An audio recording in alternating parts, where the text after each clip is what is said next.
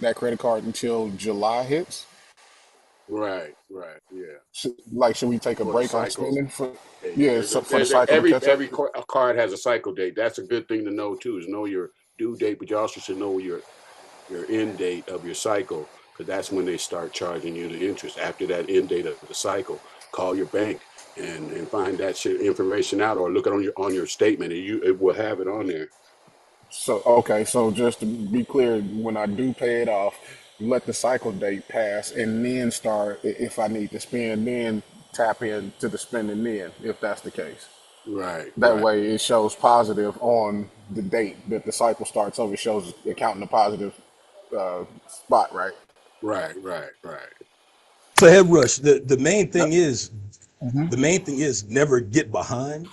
But like with what Right. Bionic was saying, and even what old school is saying, they're saying that they're not seeing interest. It's because they're not allowing the cycle to start with a balance. And so that's where there's not going to be any interest. Now, if you Ah, do that, okay, what okay, happens is let's say you owe $10 for the month, but you get to your cycle and you still right, owe $2. Well, there's going to be interest on that $2 right. because you let it go past the cycle. What old school and Bionic are talking about is they owe $10 for the month, but they pay that $10 off before their cycle is up, and then they use the credit card Mm-hmm. again for the next month or the next cycle, and they pay it off again. What the credit people are seeing, or the credit, you know, bureau that's building up your credit is only, it's seeing Yeah, the activity, whether that activity right. is Okay, before the interest starts or after the interest starts. The only way that you're going to actually come down is if you have a balance owed, like past due balance, or like they said, and this is why I say this shit is bullshit, if you pay everything off. Really, like let's say you have a $4,000 balance on your credit card. If you pay that off, that actually can, depending on what you're getting, I should say that, depending on what you're getting, if you pay off a big balance, it will make your credit score go like down, because they, like they said before, they want you to mm-hmm. continue to keep using credit and gaining interest so that they can stay afloat. So the main thing is you just want to make sure that you're using the credit card, because that's just going to show Right. activity if you're trying to build up your score. Okay, so because I just did that. I'm glad you said that because last month, before the statement, before the billing cycle started over at the beginning of June, I had a $300 balance, and instead of me paying, chipping away at it, I just paid the whole 300 just to, cover my balance. So I should stop probably doing that, like See, that's the paying big thing chunks. with a balance like $300. That's not gonna make your credit score go down. I'm talking about, Okay, like, if you had a $20,000 balance. Let's say you got a $20,000 loan, or you use your credit card for $20,000 to buy a car, and then the okay, next week you pay that $20,000 off. That's not going to right, get your credit score up like that. If right, anything, it might jump a few points, but their main thing is they want you to continue to use that card. So right. $300 is not going to do it. It's going to show that you know are Paying active on and are time. paying things Right, off. But like, let's say you pay right, that $300 off and you don't use your car for another 5 months. More than likely, your credit score is going to go down because you're not using the card. You see what I'm saying? That's why I said, to yeah, me, yep. this I'm credit shit picking is up what you're putting bullshit. down. Yeah, Yeah, it is the bullshit. credit shit is They're not worth bullshit. anything. Like, Hold Right. on. Let yeah, me just say this. Let me just say this. First of all, I think this is one of the best conversations that we've had in terms of just talking about real life things. So I appreciate this conversation. And I tend to agree with Quantum that this credit shit is bullshit, but this credit shit is the game. It's the game. There's a lot of games. It's one of the games that we get caught up in. And if you don't got the game or to know how to like get out of it, I'm just saying I appreciate all these tips because I'm sure there's a lot of people on this call that may not want to talk about whatever their financial situation or whether they're in credit card debt or anything. But I just think it's important that you got people that know it, they know the game, and they're giving you games. So I appreciate it because, I try to pay down my sometimes I get lazy, just like everybody, and say, "Yo, I'm gonna pay this bill instead of paying this damn credit card bill down." But it's, Yeah, rob Peter to pay Paul. I mean, a lot of times it's what it is, right? Because Yeah. I'll tell everybody this month, the amount of things I got going on: kids graduating, parties, birthdays. All of this stuff happens in June for me. So June be killing my pocket, But at the same time, you got your other bills, and you got to make sure everything gets done. So, but knowing this about the Look, credit card shit is so important. So I truly appreciate y'all dropping the game. now listen, I've been out of work since May. I mean, I'm working now, but when you out of work that long, you got to figure out how to move shit around, dog. And the way I've had to dip into like 401k and use my credit card and coming from the SBA, trust me, knowing about interest and how that shit works, I I've learned a lot in the last 5 years. That's what's up, man. I Don't appreciate tip. y'all sharing that info. Yeah, man. Let's play some And music. yeah. Um, we'll play some music. New music Wednesdays. If anybody got anything, today's gonna be one of those days. So we'll be doing some sharing. Um, but I'm gonna kick it off with one record, and we'll just go from there. All right, let's get into it. So, all right. First, you heard the new Tierra Whack Siren. She's been building up for this release for her new album, which will be coming out shortly. And then after that, new artist La Rizzy, Family Busy, and that's Bizzy. Artist La Rizzy. Any thoughts? Any energy behind those? Please Hey speak up. man, you can't be turning down them heats, dog. You I said like what? both of them. You turn Tio. down them heats. Yeah. But no, that I think that Tierra Whack, I think that release already dropped. Okay. Um, it's called something Wax some. I think it dropped though last week, but I've been meaning to get to that, man. I need to go on and lock in. Wax Museum, I think. Something That's like it. Wax Museum. That's what it is. That's what it's called. Yeah, man. Dope, dope. And then this well, new artist again. At least for me, Larizzi, Family Busy.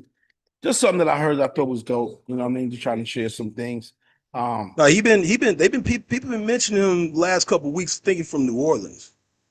Yeah, I like that record. It just something caught me about it. I was like, yo, this is sort of hard. So, okay. It finally dropped, I think today. Oh Double look, XL. Bionic had his hand up. Oh, I my ain't gonna bad, my lie. bad, my bad. But go ahead, Bionic. Can't see it. I can't see. Bionic, go ahead. Yeah, that Tierra Whack joint, like, yeah, the album actually did drop. It's fairly decent. Like, it's a hit or miss to me. Like, some of the joints are really good. Some of the joints I'm like, I don't know, but it's experimental, so I get it and I understand. But it's extremely short too, comparative to what everybody else is dropping now. But I would say it is worth a listen, and then develop your own take from there.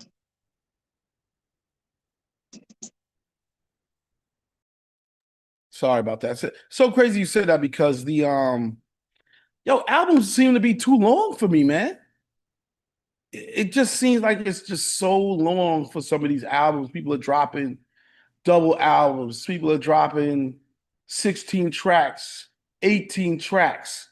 Am I bugging? Because I'd rather an album be short so I could actually take it in and then get back to it. Like I feel like it was a struggle for me to get through all that Drake music. I mean, he's probably the not the best example, but um, you had mentioned what you call it dropped a new album that was dope. Oh man, what's the singer's name? Forgot, but I was trying to listen to the whole thing, and I was like, this is a double album.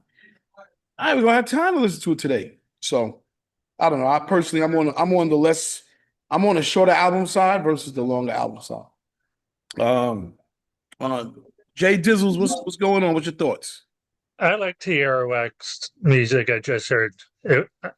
We would play it on Power 904 Dope. as it would fit good in our rotation. Okay, we'll make sure we get that record up on Digiwaxx for you then. I'm sure they'll like to hear that. What you think about the other song? What you think about the other song? I liked it. It would also fit well in our rotation as well.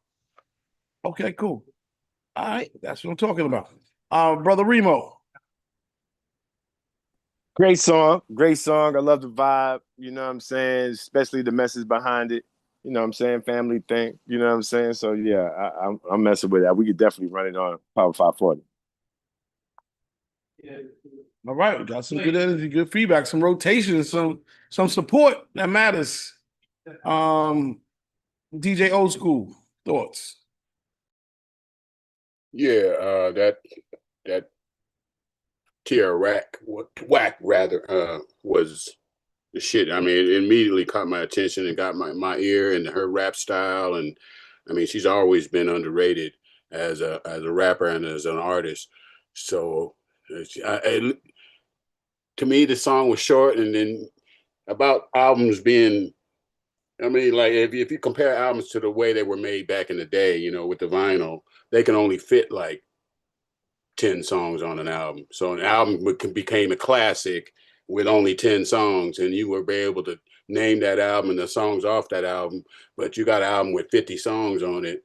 How are you going to name the songs off that album or the classics off of it? Or is it even going to have classics because there's so many out there that, you know, to choose from? It's not like they're being, it's like,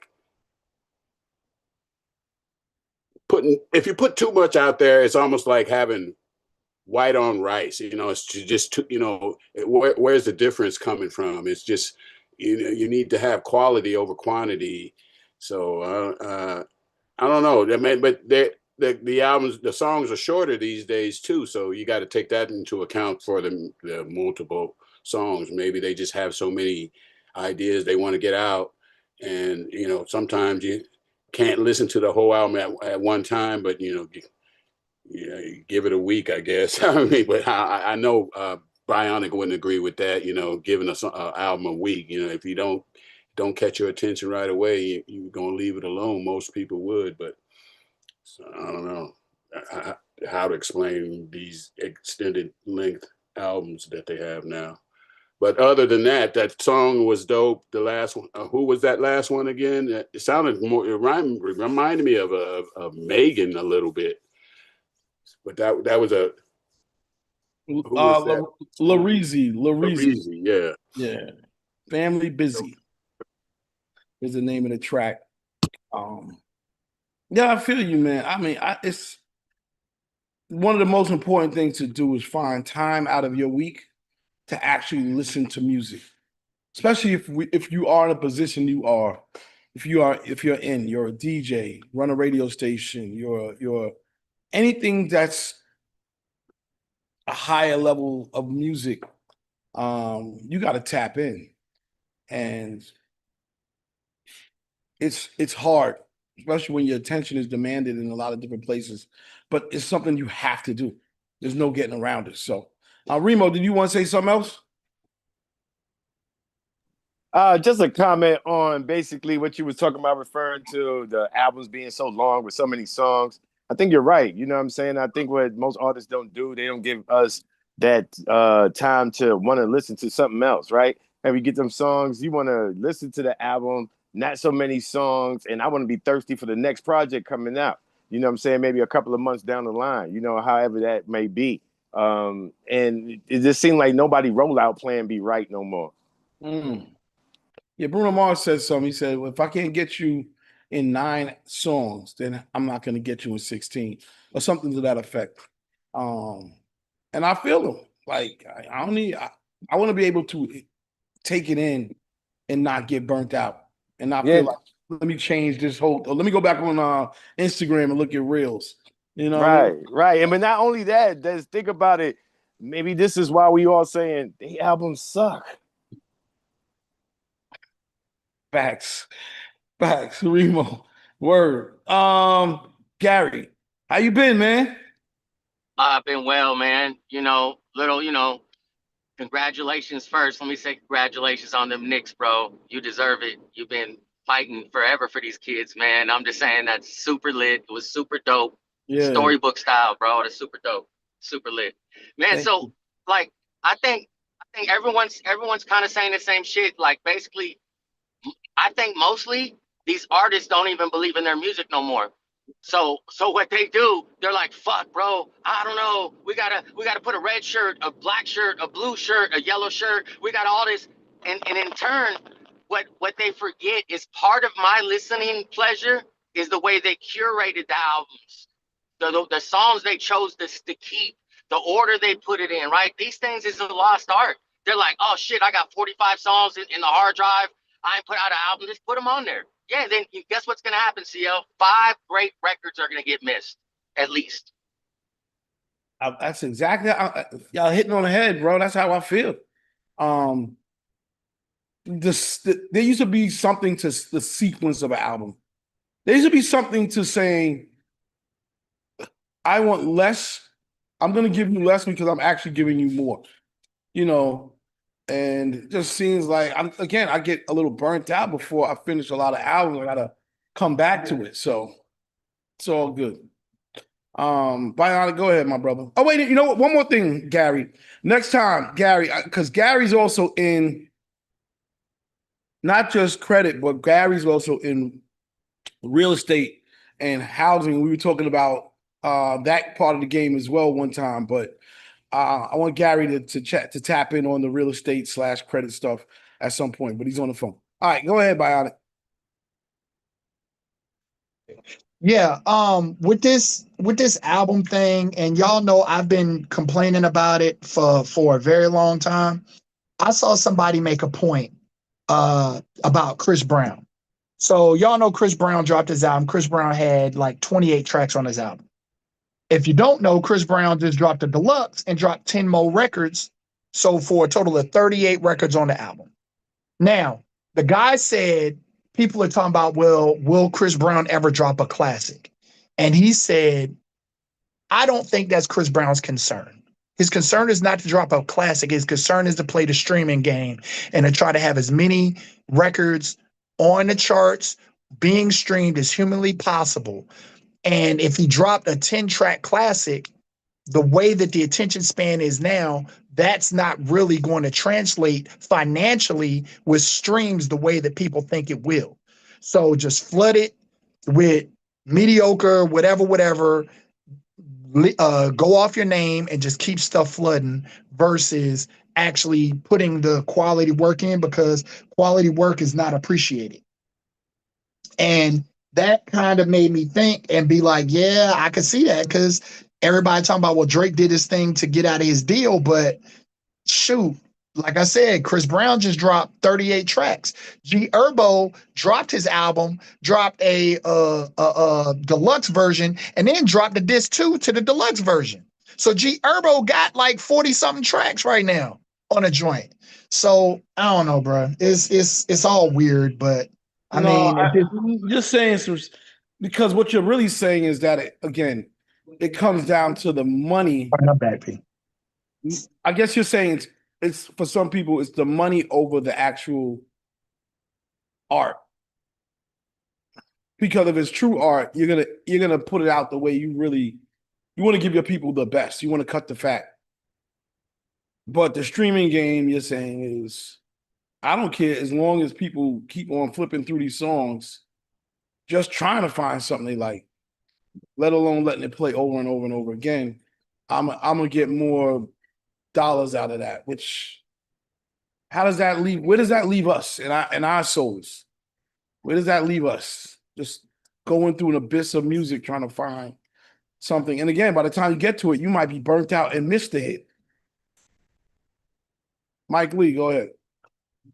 Oh yeah, that's what it is now, bro. It's just like people, a couple things that really killed the game, like too many mic drop platforms. People do not know how to go in the studio and make an original song. Everything is a punch in one take. Then within a year of time, if you got over 20 million songs on these DSPs, how can you focus on one thing, yo? It's too oversaturated on all levels, and only the people that's making the money is the people that own the platforms, that own the services to the people. Like, nobody wants to pay for no marketing, no promotion.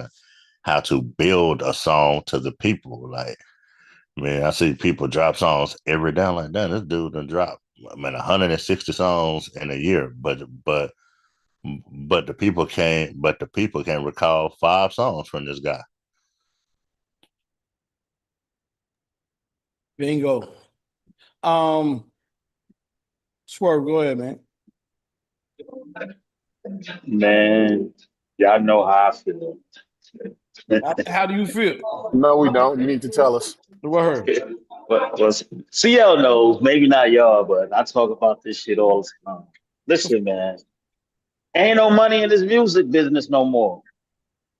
CL knows this. I don't know if y'all know it.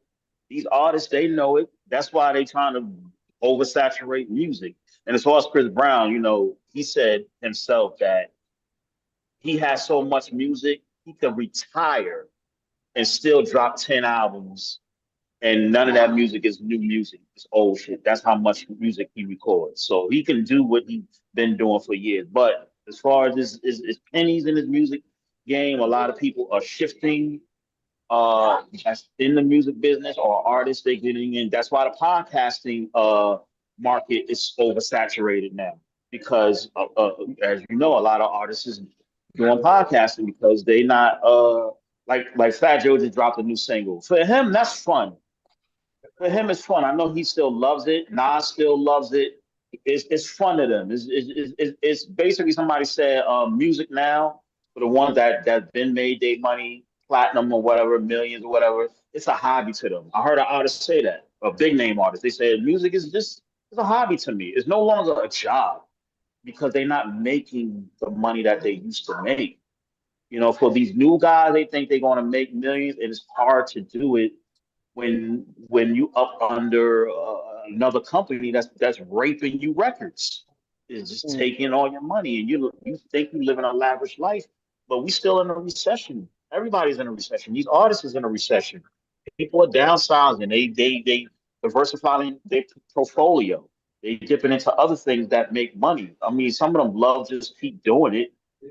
I put up something about the DJs, that DJs is willing to pay to play in venues, which is crazy. Which is crazy. I would never do that. I know all of y'all would say, I would speak for all of y'all. I don't think y'all would do that either. But to play to get popularity. So it's not about the culture no more. I've been told y'all about it. See, you said it. It's about the money. It's always been about the money. None of this shit is about culture no more. We say the words, we say all this word culture, this, keep it real, do all this stuff. To the people that's the millionaires and billionaires, they're like, fuck all that culture talk. Fuck all that. We are this, we are that. It's about the money. Where that green at? Where that green at? And if we want to get to that level, and I know it's wrong and everything, it's like we got to start thinking like that. We got to put ourselves in those type of rooms with those people that are thinking like that, to kind of figure out something. You know, everybody want to change the world, but money make the world go around. Thanks. Yeah, we're gonna jump. Quantum, go ahead real quick, because you haven't had a say in this. I thought I was unmuted. No, I promised a convo this time last month, and you guys are kind of leading down the convo, because I know everybody was like, what are you talking about? This leads into the convo that I was talking about. Talk about Drake. Well, I mean, that's what the conversation was. To an extent. To an extent. I would like to ask you all, when J. Cole dropped, how much, like in terms of if we were in a physical era, how many discs did he have when he dropped? Putting in our 4 hours. Yeah.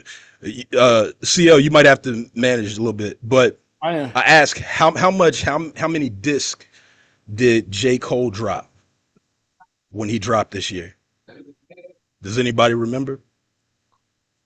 No, I think it was one.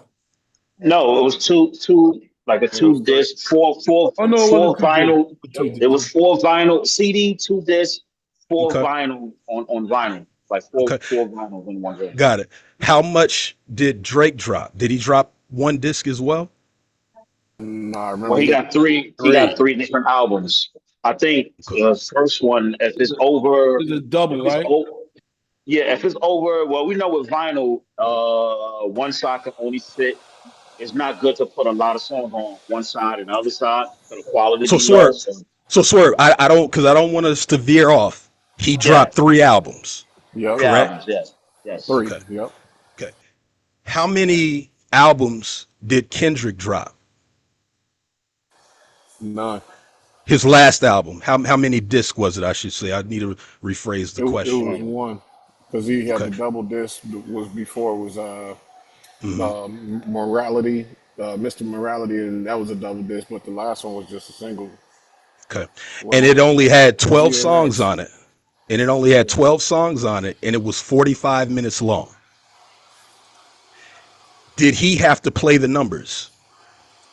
No. And this was kind of the conversation that I was trying to have last. Oh, I didn't want to have it last week. I want to wait for this to play out because I don't know if anyone knows the numbers, and I'm not, the streaming numbers. I get it. These things get pulled around, but it's very interesting to me, even with the conversation that we're having when we're talking about people making albums and putting forth certain efforts to gain your attention, right?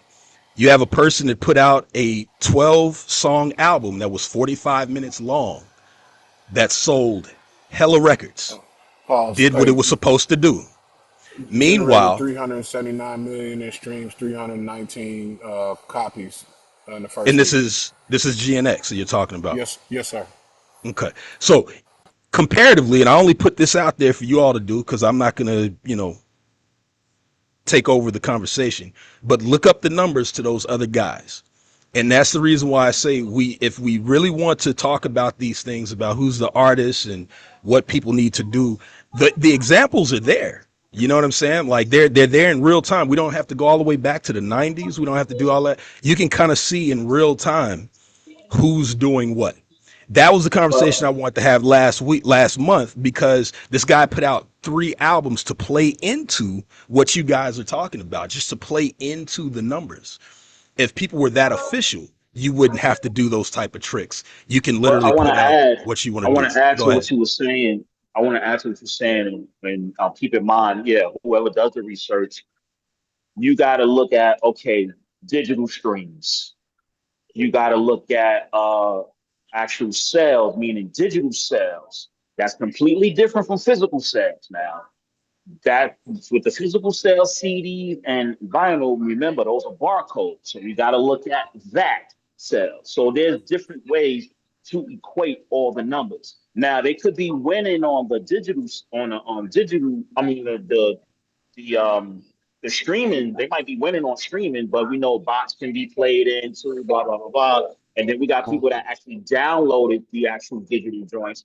But then the physical, we have to see what that's about. So when you're adding up Okay, those numbers, so keep that in mind. Keep that in mind. so the answer to your question on that, the physical release generated 116,000 copies, and that was in this first week, So including 87,000 of it, which was vinyl.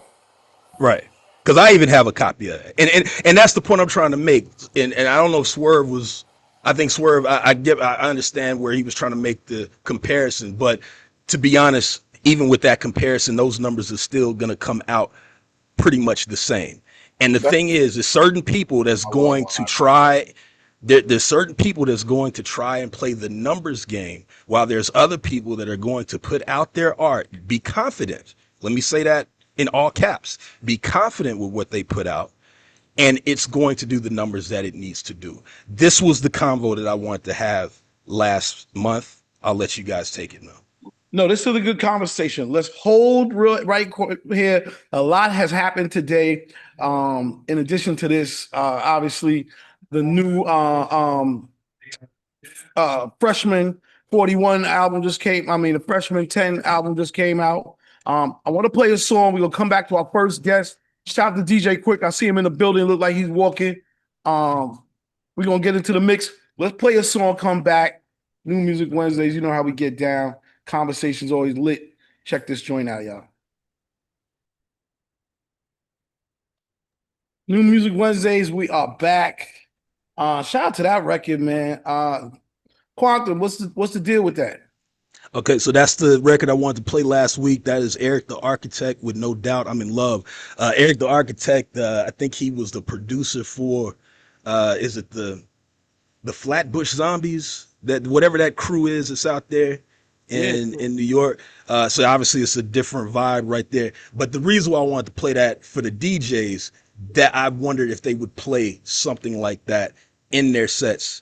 Quantum Leap will play this, but this isn't so Quantum Leap. I feel like there's a little bit of crossover there, but I leave that up to y'all. And it is on Digiwaxx, by the way. Yeah, I like it. Quick feedback before we get to our first guest. Thoughts, ideas. Will you play that record? Please step up, say yes, no. I would play it. It wouldn't, of course, we all know it wouldn't be a top of the night record. I mean, like a prime night record, but like on some warm up, or even people leaving like at night. Now brunch, I definitely play it at a brunch. You know what I'm saying? Like I think it fits a nice mellow, cool out vibe. So I would definitely play that record. All right. Anybody else trash it, pass it? What you thinking? Hey, can y'all hear me? Hit it or miss? Yes. Oh, what up, Quik? Hey, what up, my guy? What's going on, my brother? Welcome to the call, man. Come on, man. Appreciate y'all having me. Check it out. Hey, if I could just put my little 2 cents in on that record, shout out to Kashif for producing the original for Evelyn Champagne King. And for that kid, Eric, to recognize that record is like one of his mama's or his auntie's damn slap. It's positive, probably a little too positive for the temperature of today's music. And like the DJ before just said, it's not a top of the night record, but definitely a brunch record or people walking out and you start playing the record that they'll remember. Next time they hear it, they'll be like, oh, I heard that when we was leaving this concert, type of thing. Yeah, or this club. No doubt, man. Well, shoot, since you're on here, man, we might well get into it, man. Shout out to you and Charvet. Welcome to the call. Happy to have y'all on, man. Not just coming from a music platform background, both of y'all, but also coming with some solutions for music. First of all, how you been otherwise, and how's life? For who, me? Both of y'all. Charvet, where you at, boss? Charvet chilling. This nigga coming up with new inventions that don't exist. What nigga just comes out with a new multi-platform social media app, interactive, with no algorithm? The fuck out of here. Who does that? No in doubt. 2026 even. Nah, no doubt, man. We're gonna keep it on you then, Quik. What's up? What's the latest? How's everything going, man? Social media platform that hubs all of the other sites, all your favorite sites, Facebook, IG, Snapchat, TikTok, whatever. It links everybody, and it's one of those apps to where you don't have to only be seen by your followers. If you put product up there, you put, video, rich content, everybody sees it at once. Like my man say, from 100 people to 100 million people, everybody's gonna see your post regardless. And it's a community of artists, DJs, and it's something new. It's growing. I'm watching the floweration of something dope. You know what I mean? That's dope, man. First of all, shout out to UNAP, United Artists of Power. There was a time you were a little choppy, I think because you're walking. But if you didn't hear what he was saying, UNAP is an app, an artist-powered app, almost like a social media app for artists, and Quik is a partner in it. This is created by a brother named Charvet. We talk about just blacks in tech and us doing things that we compete and we make dope stuff. Say that. Our biggest issue is that we don't support it. So we'll be quick to jump on everybody else's platform, but a platform that can help you get paid, a platform that can help you monetize your career more, a platform that can help us maybe potentially get early stocks and blow up and we all become millionaires. You understand? We're nowhere, we want to go and be on everybody else's stuff except for our own. So it's important that we talk about that and we sort of, let everybody know like, hey man, this is a great opportunity, because it's early. It's for artists and it's made by artists. So that's what it is. So yeah, Quik. I just want to help, bring everybody up to speed. Man, my man. Yeah, if you think about it, we're all quick to go run to Instagram like Instagram is paying us. With UNAP, you could pay yourself for doing exactly the same thing. So yeah, no doubt. And so just so everybody gets it again, how does the app work? You got a lot of artists on here, a lot of DJs on here for sure. Right. What's the best way for them to take advantage of the app, and how would it work for them? First of all, download it. Second of all, you create your own community within this app. I don't want to speak too ahead of the ball, but at some point, I'm sure there's going to be a lot of people trying to promote on here. Right now, it's virgin, it's new, and it's bubbling. You could create your own community, and anything that you blast in the U Blast universe, in the UNAP universe, it goes to all of your other corresponding social media platforms anyway. So it's a hub that you kind of be a part of. It's new, and we all know that niggas love new shit. When it comes to music, the music turnover is so quick. It's new. Give me something new. Give me something new. Well, this shit been on a week. Well, give me something new. It's the whole, by being that and being an artist-based, artist of, promoted platform. I just think it makes sense. For me coming from the artist, not even so much of the, Charvet is more of the entrepreneurial guy. I'm more of the art guy. So from my perspective, it's a win-win and everybody's pot if you become a part of UNAP. It's just like you don't have to beg somebody to go sign up on Instagram or TikTok. It's like, it's a no-brainer. It's like, come on in. Yeah, UNAP, baby. Yeah, and I'm gonna say the light shit is like, yo, if you want to tap in with Quik, I'm right download on the there all app day. and tap in with them. I'm responding. I'm sharing. I'm about to get on artists' records and shit through UNAP. And that's something you don't see me doing all the time. And I hope I ain't walking too far away from my Wi-Fi. Can y'all hear me? Yeah, you went out for 2 seconds, but you're good. Yeah, that's a Wi-Fi thing. But yeah, you could instantly reach me on UNAP. I'm on there more than I'm on Threads and all of that. And it's funny, sometimes you could get this is cancel culture. So if you say something that's out of popularity, everybody's trying to cancel you, like in your whole life, your social life. Fuck out of here. You know what I'm saying? So I'm on Threads talking about how we about to start our own platform. People was like, "Fuck out of here, fucking crazy," and then it came into fruition. That's how it happens. Awesome. Shout out to Charvet. I don't hear Char. He must be doing something else. This man is a man of many hats. I see him down at the bottom. He got some sunglasses on. Charvet, I know you cool and all that shit, but we real over here. We, what I mean? I got sunglasses too. Where you at, man? You gotta press that mute button. His mic is probably off. Okay, all good. What else you been up to, Quik, man? Yeah, what's up, man? Oh, y'all, I was on mute the whole time. There you go, Char. Yeah, I'm in Vegas, man. I'll be out there with Quik next week. We got some stuff we gotta do next week, right? Yeah. Yep. 1st of July, 2nd. But yeah, man, the app is pretty incredible. Like Quik was saying, if whether it's 100 people on UNAP or 100 million, whatever you post, everyone on there will see it. Not just your followers. Not just your followers. Like the other places, you might reach 10% of your followers. You have to be following them and they have to be following you. With UNAP, the algorithm thing isn't happening. It's like whoever posts, everybody on there sees your post. So you're gonna get incredible exposure. And then we have something else that called the UBlast, and which really incredible is whereas all the UNAP users that want to participate in that, they share your music on the other social media sites. Like Quik was saying that UNAP is like a base or a hub. You can use that. I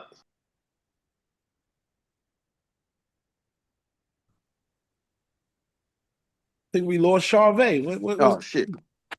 It's all good. He's basically saying you can use it as a hub to promote through all of your existing social media pages. Everybody, we all know we got everything. You know what I mean? So, UNAP could become like, it links to everybody. So you blast out on that, it goes to everybody's platform anyway, in your profile on that platform. Fire. Shout out to UNAP. Again, man, the other thing I'm thinking about is like, you know, the other advantage is like when new platforms like this come out, the reason why it's important to jump on them early is because early adapters are the ones who become superstars on them. It's similar to like, you know, when Instagram first came out, you know, people who were on Instagram really early, who were posting stuff, they ended up getting millions of followers, hundreds of thousands of followers just because they were active on the app. Yeah. And what you want to do is you want to be ahead of that. You don't always want to be behind it. Jump in on it and get right into it, you know, and be one of the leaders. So word up. Yeah, let me tell you a little story about when TikTok started, right? I was kind of consulting them, and nobody knew about TikTok. And there used to be a platform called Musically, and I used to bring artists on there and stuff. And so when TikTok bottomed out, which was ByteDance, they bought Musically out. So Musically, people there hooked me up with the ByteDance people, and they said, you know, they wanted somebody, they didn't know any people in entertainment in America. And so Musically, yeah, we got this guy Chubby the Don. He knows a lot of people, so he'll be perfect. And so that's how the relationship began. And I was telling people about TikTok, and I kind of told TikTok too about the thing about the algorithm, like have it where people don't follow them and that kind of thing, but they wanted people to be following each other and stuff like that. So what I did, I just implemented that with UNAP, you know. But a lot of people I was telling about TikTok, like I got people involved with TikTok, like the Jacksons and people like that, Ready for the World, Ken Wilson, you know, people told them about TikTok before it even was came out, basically. Just like UNAP is right now. But UNAP right now we getting a lot of traction, man. The everybody's loving it. They're engaging, and it's really incredible seeing it, you know, from the birth of it. Yeah. Yeah. Yeah, I want to say this too. For those who don't know Charvet, you know, your music story and how you got in the game and who you've worked with and who you are, I think is a big part of the story of the app. For those who don't know, catch everybody up on your background, your history, and your music story. Oh, okay. I started out like my first deal was with who quick? The first deal, Who you put me on the spot? Who? Don McMillan, McCullough, man. Oh, McCullough Records, y'all. If it wasn't for McCullough, we wouldn't have Ice-T. We wouldn't have Easy E and NWA. We wouldn't have, you know, we wouldn't have a Dr. movement. Dre was on there. Yeah. The Egyptian Lover was killing it. He was on there. Timex Social Club. Yep. Some, you know, pop artists, Timmy Jake, T, Stacey Q. Two Live Crew was JQ. on there. It was crazy. Dre was with the World Class Wrecking Crew, and Easy with NWA, man, and Arabian Prince, and we all came up. Now Dre was a little older than me though. I was a little younger, but we used to kick it all the time back in the day, back then. And Don was really cool, man. But back with Macola, you had to kind of pay for your own marketing, right? And so I ain't had no money, so you know. But I was able to hustle my way and get a few things done though. But that was my first thing, and then from there I started kind of. I got another deal with Clarence Avant, who was my mentor. When I was like 16, I got with Taboo CBS Records as an artist, and then from there, at 18, I had a deal with Quincy Jones with Quest Records, Warner Brothers, and after that, I kind of started that's when I started producing artists like from Immature, Freddie Jackson, stuff like that, and then from there, I went on to like the record label. I created Concord Records, which became Concord Entertainment, and then I got into like management and you know executive stuff from that point till now. We're all way into writing books and tech and doing TV and movie stuff. So came a long way. Well, that's what I'm talking about. That leads us all right into this new era of tech. You know, people who have ideas are people who have ideas. You know what I mean? And we just continue to reinvent, recreate, you know, reimagine.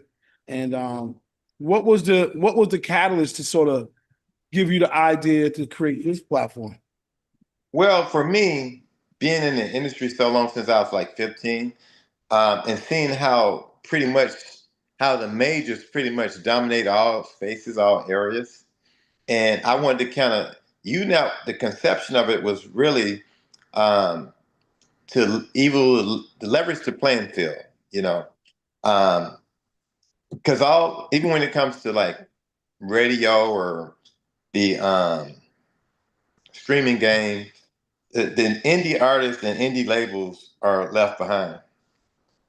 So I wanted UNAP to be like kind of like a social media platform that equivalent to like being on national radio, national TV, like with that kind of Muscle, influence. that kind of power, yeah. Mm-hmm. Just like you remember how when like Quik would go on like Soul Train or something, bam, he's out there majorly, or MTV. We went gold. I went gold on my first single because we was on MTV.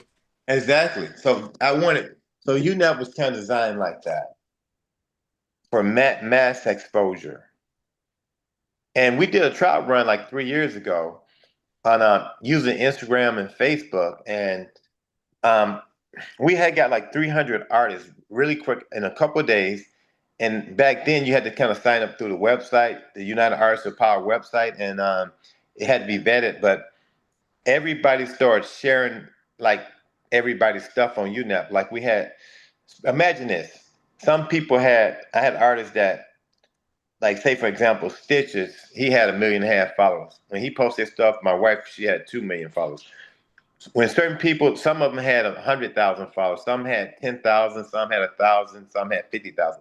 But when they would post together, man, it was blowing up on Instagram and Facebook. And it was working so well. I said, wow, man, this is incredible.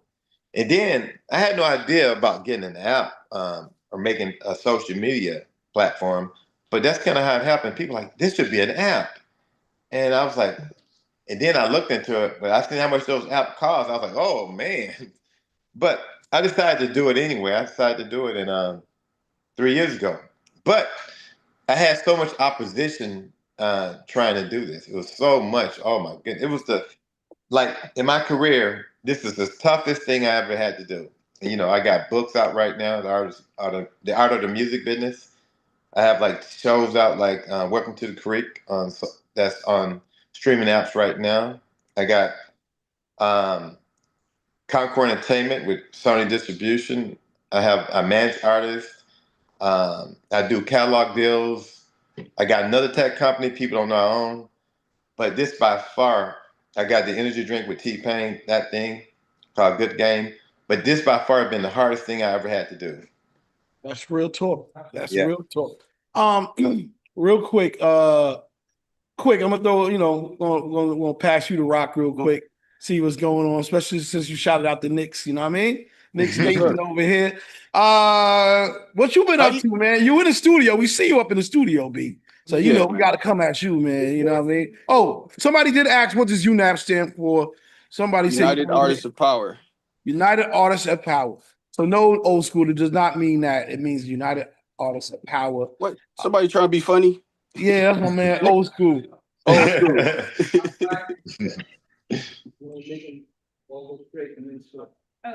Hey, we can still unite the niggas, man. Come on, bring the niggas together. At peace, get us together. That's where we can all get together and be at peace, man. It's like away from the noise of the typical social media, and you got some peace here where you can put out all whatever you want at noise. So I did pick the right acronym. I'm sorry. Noise. Exactly, you did.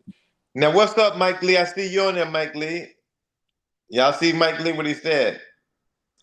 He said, dope site, looks incredible, looks dope. Yeah, because when you look at you now. Baby, we got you. I'm trying to tell you, yo, you in a good room right now. You don't even know it. You in the mix. You in the game. You like the pole position. You shout to Ken Wilson. I love that. shout to Ken Wilson. That's my brother right there. Yeah. So Quik, I know you in the studio. You gotta give us a little update. What's going on? This is what I'm doing. Yeah, talk about. Hey, play the LL record, Quik. There you go. You snitching. Play the LL, the new I've been one. in the studio with LL, with Dog, with Corrupt, and we just sharpening each other's tools, man.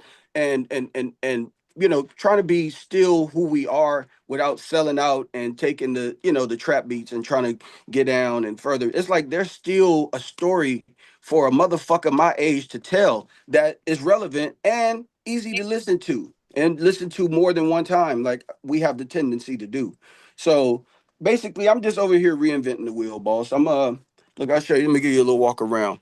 I love Pro Tools. Pro Tools is incredible to me.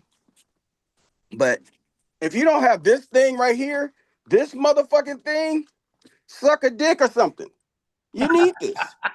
This, every time you put your music on this, it goes platinum or gold. Is that the Because 2-inch reel? Is that 2-inch reel?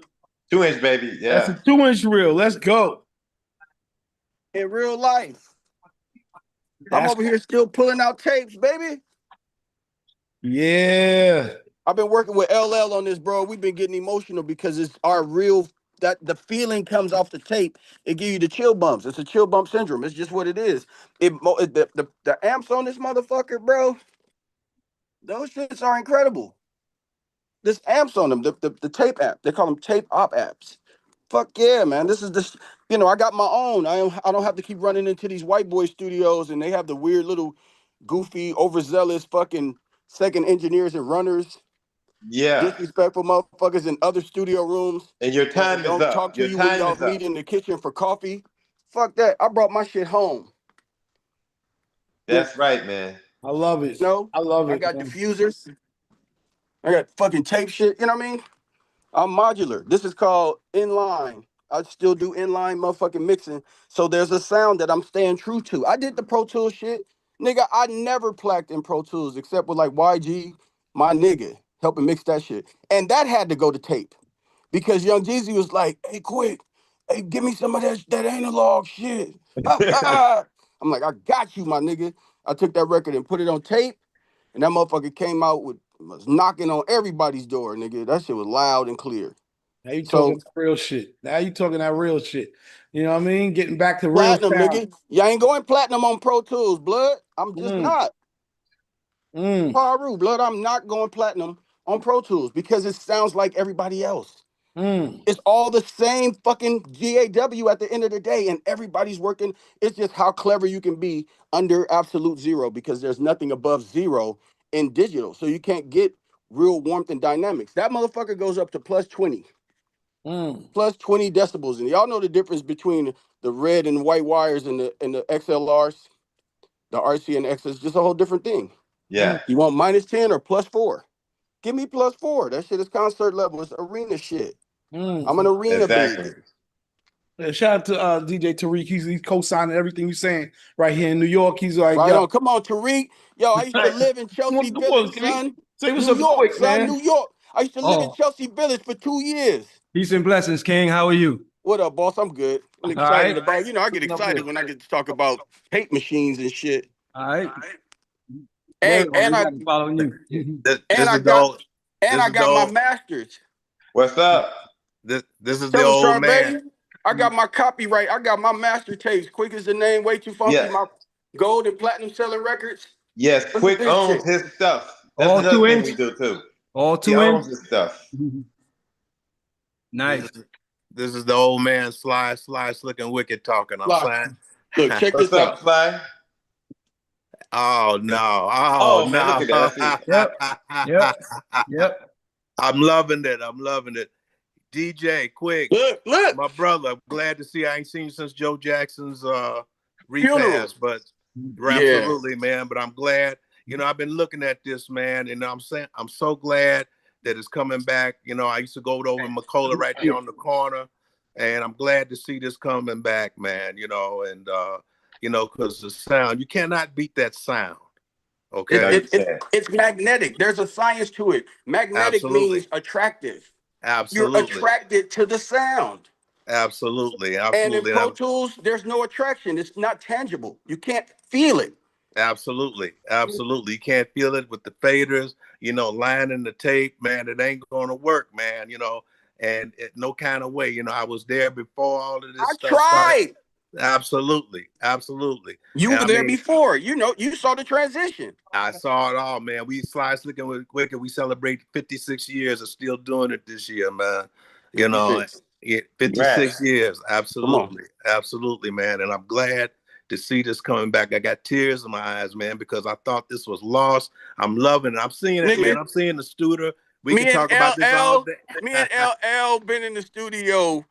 I played a record for one of my boys. I played it for Corrupt. Corrupt used to be, he'll have some critique, right? He Right. played the shit and didn't call me for 2 days. I'm like, you must really hate it. The nigga called me on day 3 and said, Unc, I want you to run my project. Hey, man, when Justin Timberlake sampled our thing showing up when we did it on Soul Train for Suit and Tie, and then J. Cole turned around, they both called me and said, man, tell me how you get that sound. I said, it is what it is. We did it on that 2-inch right there. On that's the Studer, ain't it? Hey, A27, baby. Absolutely. The Studer, the 3M, the MCI. I can't tell you how many hits, man, that we all R&B and all that we cut on, man. As soon as you turn it on, it's over. Absolutely. That shit gives you chill bumps. It's scary what that thing does. It's like it gives you 3 times more music than you put into it. Absolutely. That warm feel, man, it hits you right in the chest.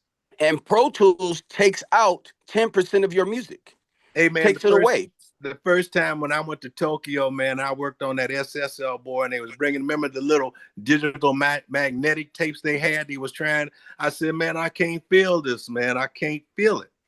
And I said, I hope this comes back. And when I went to the NAMM show, I saw now they are starting to redo the 2-inch tapes again. You can't beat it, man. I love it that you have it there, brother. And it's coming back, man. I'm glad to see it, man. Please keep it going. Hey, bro. The only way to look, this is a flex. Excuse my little flex here, but the only way to get these things. Absolutely. Well, here's mine up there. Let me tell you, there's mine. I see them pretty motherfuckers. That's what made me want to show mine off. Justin Timberlake, the J. Cole. Again, man, I'm loving it. We loving it, man. And like I said, I don't know how much time God got left for my generation. Yeah, 56. But y'all keep going, I'm 56. We on the clock. Look at this nigga. Look at this. I love it. I love it, man. Hey, I love it. Hit me, man. Let's get together and do something, man.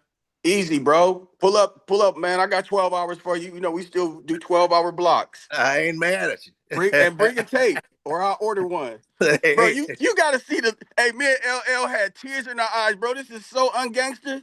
But we had low-key tears in our eyes listening to our voices come off a tape. Yeah, man.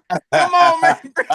Hey, I even got a dehydrator to bake them. I'll bake them bitches for 6 hours. You can bake them? Yeah, I bake them here. Oh, man. Oh, man. All you need is this, bro. All you need is a dehydrator. Okay. It makes the glue. You get sticky tape syndrome. That puts the glue back to the paper.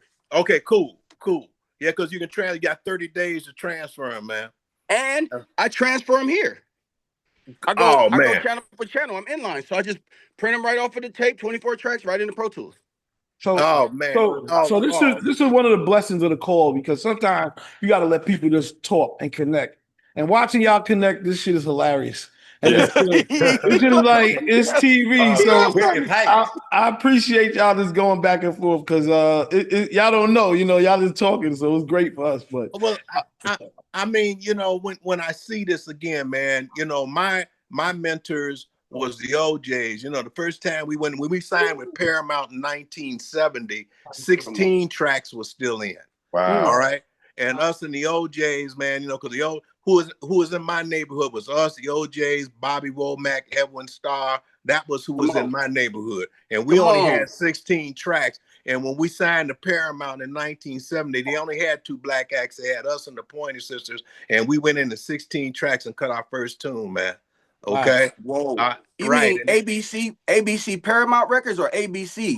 No, it was on Paramount. Paramount had just us and the Pointers. Not ABC Paramount, but Paramount.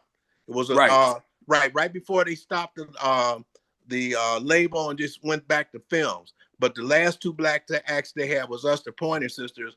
And then we didn't know somebody else was looking at it. That was James Brown. And that's when we signed to his label and we did Shown Up. And that's the first time we ever came out here to LA and we did Soul Train. Right. Right, and then Nah, from Oh there we yeah. went to hold the on, John. Hold on. See, you saying a lot, and people don't know who you are. You got to give context because you got a lot of people on here that's young. You got other people. Shout out to Share, Kermit. share. Kermit shouted you out immediately, so shout out to Kermit. But for those who don't know, there's a little bit of context. You know what I'm saying? All right, well, I'm John Sly Wilson from the group Sly Slick and Wicked. I'm in the R&B Hall of Fame. I'm displayed in the Rock and Roll Hall of Fame. I'm in the Motown Hall of Fame. I'm part of James Brown's first family of soul. From an artist, we were on Paramount, People Polygram, James Brown's label, the OJ's label Shaker. Then we went to Motown, and then we went to Epic. We still out here touring after 56 years. As a producer, Wow. I produced Barry White. I did the Impressions, Janet Jackson, LaToya Jackson. Come on. Oh man, golly, man. I'm the first Black artist to have a hit record on a Japanese artist. Actually, unofficially, J-pop and K-pop was named after me. I'm the first African American to have a hit record on a Chinese artist. I produced in Africa. Oh man, I'm Justin Timberlake and J. Cole sampled our song "Showing Up." Justin Timberlake, that's suit and tie. J. Cole, chain and J, that's me. Shit pretty. Thanks As a long as I lot, got my suit and tie. Come on, man. all the music is me. The lyrics here, but all the music is me. We cut that in New York at Advantage Studios. Where And is in Cleveland, Advantage at? Ohio. Was it in the heart of, was it Manhattan? Yeah, in Manhattan, I did the horns in Manhattan, but all the vocals was did at Cleveland Sound, the same place that the Daz Band. I went to school with all the Daz Band. We did that in Cleveland. Let it whip. Gerald Levert, I used to hold him up into the mic, man. I met Gerald and Sean. Yeah, Uncle John, I used to hold up the mic because we was on tour with his father and them, man, and Sean, I remember when all that started, man, Hey, bro, just to take you back just a little bit, I hung out with Leon Huff for about 5-6 hours, man, and I just watched him and his wife just do the Philadelphia Bop, my nigga, with his son, Pop Tracks, and I had to tell him who he was to me with that goddamn piano playing, bro. All that intruder shit, but that's your shit. That's you. You was low key hanging out with with the artists of Philadelphia International, man. You a beast. Yeah, we toured with them. We toured with the OJs, Harold Melvin, out of the Philly Sound, Billy Paul. Then we was touring with us and Ohio Players. I did an interview about 2 months ago, and they asked me of all the gigs that we did, the thousands of gigs that we did, which one that stood out to me. And I said, we did in 1975. We did the Kansas City Royal Stadium, 80,000 people. That's now, crazy. I'm gonna tell you one half of the show. It was us, Harold Melvin, the Ohio players, the Isley Brothers, and Newbirth. But also on the show was Count Basie, Cannonball Adderley, B.B. King, Freddie Hubbard, and Bobby Humphrey. And man, and 80,000, we sold out 2 nights. I will never forget that. Oh, that's crazy. Humphrey, that was a flute playing woman, bro. She's still around too, I believe. She's still with us. Absolutely. God bless her. Yep. Absolutely, man. So Blue Note. I'm so glad, man. All my generation asked, man, is y'all just keep us alive and keep going, man. Man, yeah, the youth don't know we need them just like we needed our elders. I still hang out with George Clinton to this day. I record his shows live. 24 tracks. Well, what I did, if you go to YouTube and put in John Sly Wilson, and I did 145 voice choir for peace. And on there, I had Al Jarreau right before he passed, George Clinton, Taylor Dane, Shawnice Wilson. You'll see it. They're supposed to release it at the end of the summer, man. But also it's like We Are the World on steroids. But I brought in all the top artists from all over the world, man, in too. So, but like I said, man, we're getting to the end now. And DJ, like I said to you at Joe's repass, man, keep us alive, man. Keep us going. I'm asking everybody, just keep us going. Come on, Big John. I'm gonna keep you alive, boss. Come hang out. We need to hang out. Let's throw them tapes up, bro, and mix them down. Absolutely. Where are you at? I'm in Chatsworth, Northridge area. I'm over here in Palmdale. Yeah. Oh, nigga, you only 45 minutes away from me off Avenue. What is that? 40 Avenue, the 15? Not 15. 14. I'm right off the 14. Yeah, hey man, Better Blossom Highway ass nigga. Yeah, right. I might run over there this weekend. I'll get you. Just Kermit got your number? No, but Charvet does. Okay, Charvet, you got my number? Yeah. You know what? Let me do this. I'm gonna do it. I hope y'all don't burn me up, but I'm gonna put it right in the chat. I get it from Mike Matthews. He said hello to everybody. I just was talking to him. He said, Mike Matthews. Too. Okay, Kermit. Like I said, sometimes you just gotta let it go, man. Let everybody just rock out. You know what I mean? And let everybody reconnect. John is the one who hooked me up with Wilson. Joe Jackson for 14 years too, by the way. Thanks, John. You're welcome, my brother. What's Absolutely. up, Kermit? Yep. Give it to DJ, man. The Cleveland legend. Hey, Quik, and I'll run over this weekend, man. And come on, John. Okay. I'm right here. But tape, the tape machine is aligned. All we gotta do is just bake your tape for a couple of hours, bro, and talk over some coffee or some tea and crumpets, nigga. Let's put that tape up. Hey man, and let me transfer it. I'll transfer it. I'll do that at free of charge, bro. Okay, I love you for that, man. Okay, I'll be over there about 1 o'clock. As soon as I get my number, call me and let's hook it up. Bet. Charvet, hook it up, bro. Or follow me. Hey, follow me on DJ Quik at Instagram, man. Or at UNAP. Yeah, and also, John, download UNAP. UNAP too. Hit me on UNAP. Yeah. Okay. Hold on. I was just gonna say we don't gotta wait from the app and shit. Now we talking about mixing records. You gotta get back. Yo, hey, I appreciate you, bro. Thank. Hey, put us back on. Put us back on the track. Yeah. We got to get back on UNAP because we over here now talking about mixing records. That's a lot of fun. Yeah. I'm just joking. I love it. Shout out to everybody who got their hand up. You know what I mean? I know people got quick questions. I'm gonna start off with Mike Lee. Mike Lee, you got about 1 minute to ask your question. You got some legends in the building. And shout out to Carvey as well. Go ahead, Mike. Bro. What's going on? What up, Mike? Nah, bro, I finished setting up my profile. I put my picture on there, so that's me.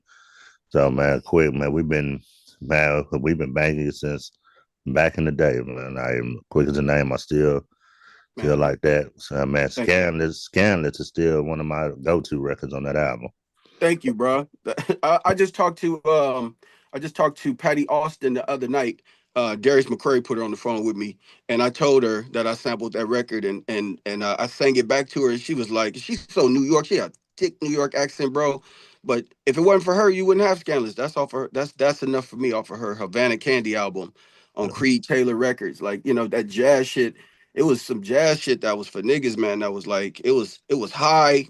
What do you call that shit? It was like, it was bougie. That shit was like, upper epsilon as listening. But I sampled that bitch, man, and you got what you got. Some gangster shit over some smooth, cool-ass jazz by Patty Austin. So I appreciate that, bro. But I'm still working. Like, I'm still fucking with the youth, like Problem and Jay Worthy and Larry June and, you know what I'm saying? What's the little blood nigga's name from from Campanella Park? YG. Yeah, and YG. YG is my, that's my young head. YG came up in my neighborhood. So, and put it on the map. 400, I grew up on 400 Spruce Street, basically. So, yeah, I keep in touch with I need the youth. I mean, you know what I'm saying? I ain't relevant without them niggas, just like they ain't relevant sometimes without me. It's like, come on, we got to keep each other relevant. Right. I ain't too bougie to fuck with them niggas, man. They fuck your house up and smoke weed and throw ashes everywhere, but I don't give a fuck. We clean it up. Wow, right now. All right. Swerve, go ahead, my brother. DJ Swerve, how you looking out there? Hey, what's going on? Yo, Quik, what's going on, man? How you doing? What up, baby? I'm chilling. Yeah, I'm sorry for the background noise. I'm at a gig, about to do something, working all week. But it's good to see you know what I'm saying, 2 inch reel to reel. I had the pleasure of in my intern days had to deal with that up in a studio called Power Play Studios in New York and Queens. You had to line tape? You did the tweak stick, or you had to load the tape up? Man, I was a teenager, and when I seen what they was doing, but I did the, had to do the tones, you know what I'm saying, the 3 tones. Print the tones, the MRL tape. Yep, I had to do the tones. I was not fucking with that cutting the tape. Nah, I was not. I knew that shit was niggas masters. I left that up to the professionals. This the tone tape he's talking about. Yeah. The lineman tape. Yeah, Yeah. And that's what I didn't understand it until I went to school for audio engineering and then learning, what I'm saying, the ear training. So like my ears are really designed different now, opposed to, like I could just hear certain things and just know it's just within music I produce as well. So I could just hear certain things and could tell something's not right. And it's Yeah, also a feeling too, but I definitely use my ears. And I be yeah, telling people that and being, years of DJing is that also helped but great work, man. I can't wait to hear some new music coming from you. You know what I mean? Man, Definitely having just fun again, man. We Digiwaxx. having fun. Yeah. I ain't doing it for money. I'm doing it because people need this shit. I need it. God damn it. I just like, And and I do a shit funny for you say FM. that. I just said that. Yeah, Also, I still mix and master for FM stereo. Like, even though I got Sirius satellite, I rock all the channels. That shit's beautiful. Sometimes going to listen to that shit through the air is just magical. Like a lot of records billions of records have been sold from FM radio. So that's yeah. where I'm from. But I'm also now in the tolerances of mastering for streaming platforms. So I have to bring it down. No matter how big I want to be outside the box, you still gotta bring that shit down. So, yeah, no, it's Question. it's discipline. This shit's still discipline. And Question. also, So do you master in your studio or do you go somewhere else Yeah, to yeah. master? That's really simple shit. Look, dangerous compressor right here is disgustingly beautiful. It's class A, so it's transistor wound and it's saturated, but it still lets all the transients come through. That's a bad motherfucker. Most people like to do it in the box. I don't do it in the box because there's tolerances that I need. Like to get above zero, you got to come out of the box. And sometimes going above zero and limiting is the best way to do that shit with really clean fucking A to D's and D to A's, and that's what I'm in here doing. I'm actually about to switch out my platform. I'm using Apollo and some clarets, but I'm about to switch over to just go back to all Apollo, and then at some point I might go to Antelope. You know what I mean? Just to see, but they got too many problems. Real clear shit, but they got problems. So yeah, I master outside the box. My Do you mastering do two here. mastering, one for radio and one for for commercial purposes? More than That I that. heard, for radio for radios is like a Ex- different It mastering. is. It is. Yeah. And it's three of them. You got to master for radio, you got to master for streaming, and then you got to master for vinyl and cassette. Yes. When you do Yes. vinyl, it's a whole different thing. There's a thing where you can't have stereo, this is technical, but stereo bass will make the needle pop out of the groove and you'll have an unusable Yes. vinyl. So you have to have right. mono Yes. bass, and you can't be distorting like you want it loud, loud, loud. That doesn't work in the vinyl world. You have to have it like it's got to be a little quieter than normal. So it'll jump, so Yes. you can re-amplify it later through your preamps when you put it on a turntable. It's just about the art of cutting, a lathe.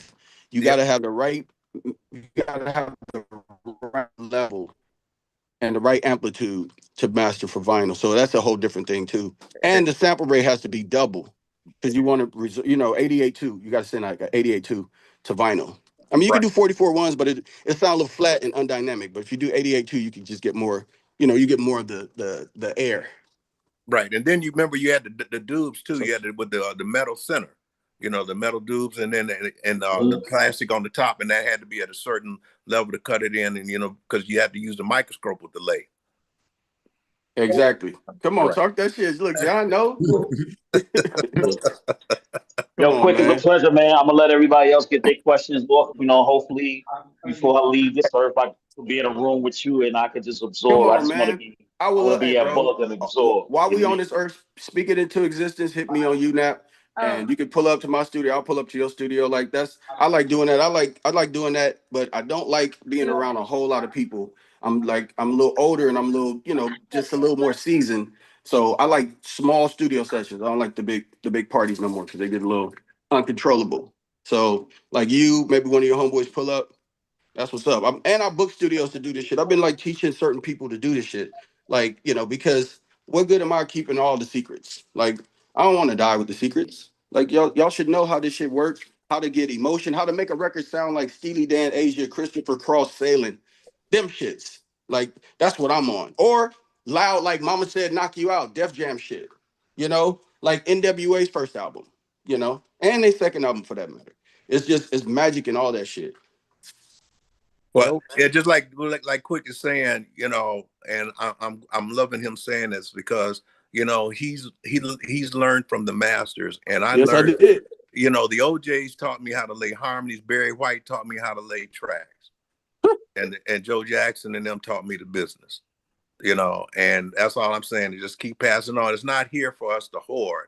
It's us Yeah. to pass it on, so that it just gets better because we've better and better because we've always been inventors and innovators, and we take what we learned before and turn it into something even more great. Oh, True.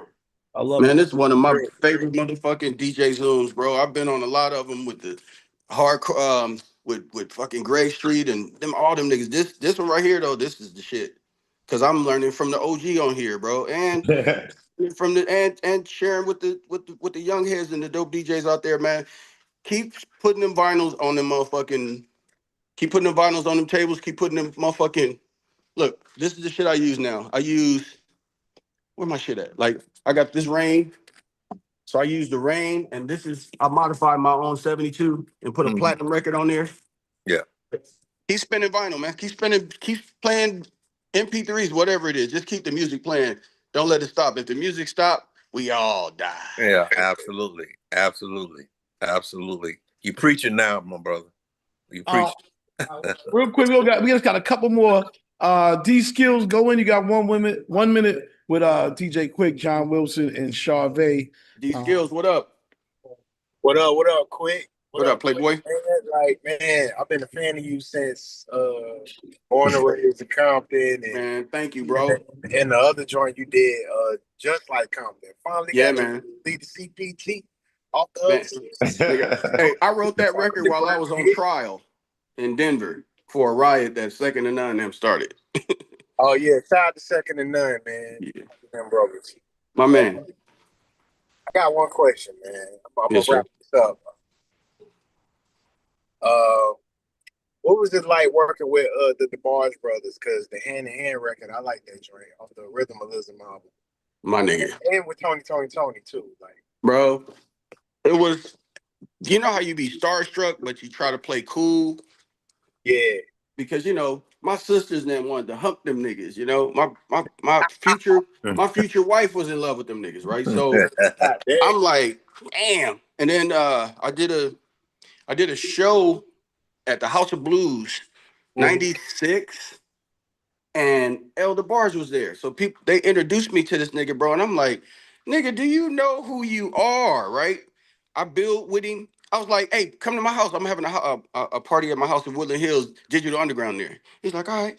So he pulled up, bro. I got Digital Underground, Shaggy, Tracy Spencer, the singer, all at my El DeBarge, and it's just, we all normal.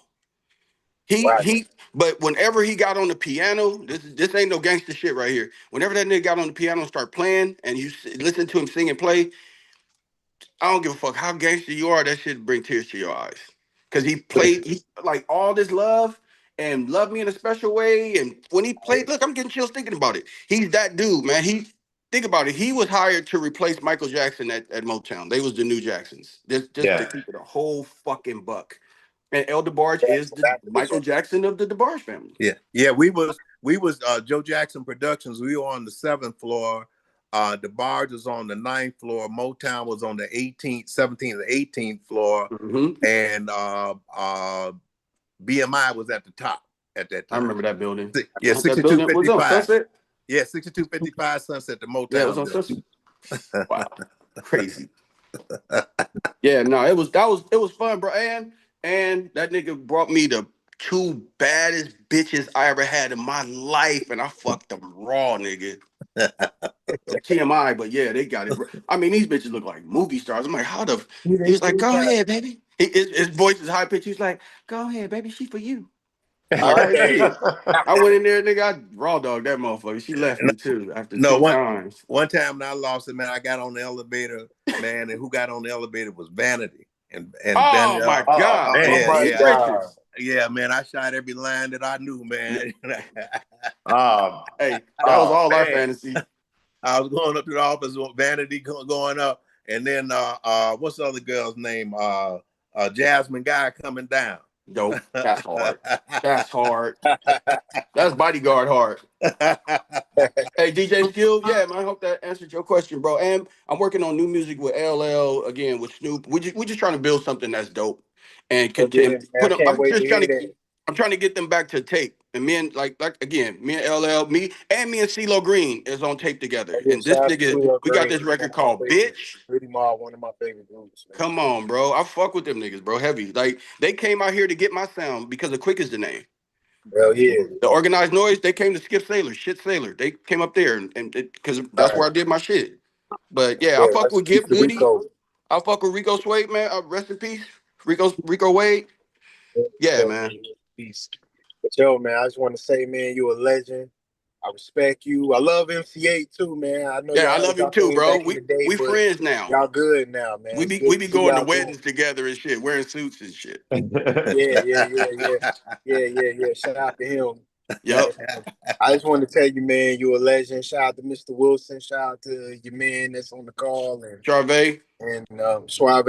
And I just want to say, man, keep y'all brothers keep doing y'all thing, man. Thank you, Appreciate DJ that. Skill. Thank you, Appreciate B that. Skill. Appreciate that, bro. Culture Also, Talk Podcast. Quik is we getting Quik ready to go on a tour coming up. All right. Again? 30th anniversary, Quik. Oh yeah, Quik is the name. Yeah. Quik is the name. Gotta tell about that. My debut platinum record. Look here. I wish I could flip this camera, but I can't. This was a lot of work, fellas. This hurt. That was it. So this shit just turned 35, I think. So not only did I have the masters back to that, the copyright, but I'm gonna take it on tour and perform that album. Small venues, medium venues, whatever. But yeah, I'm gonna go out and support. I'm gonna go out and support myself one good time.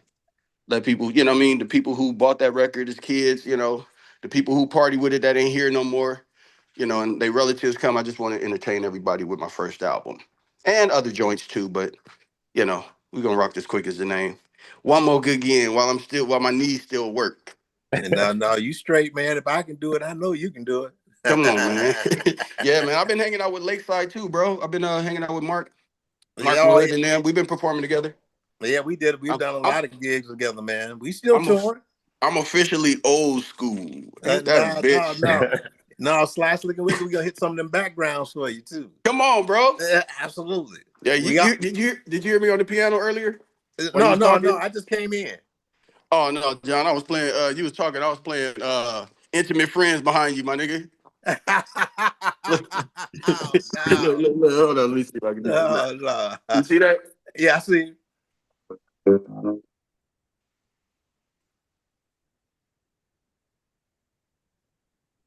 Oh, this is shit though. Well, it's not far down in paradise. It's not for me. Find the same way. Find serenity. Oh,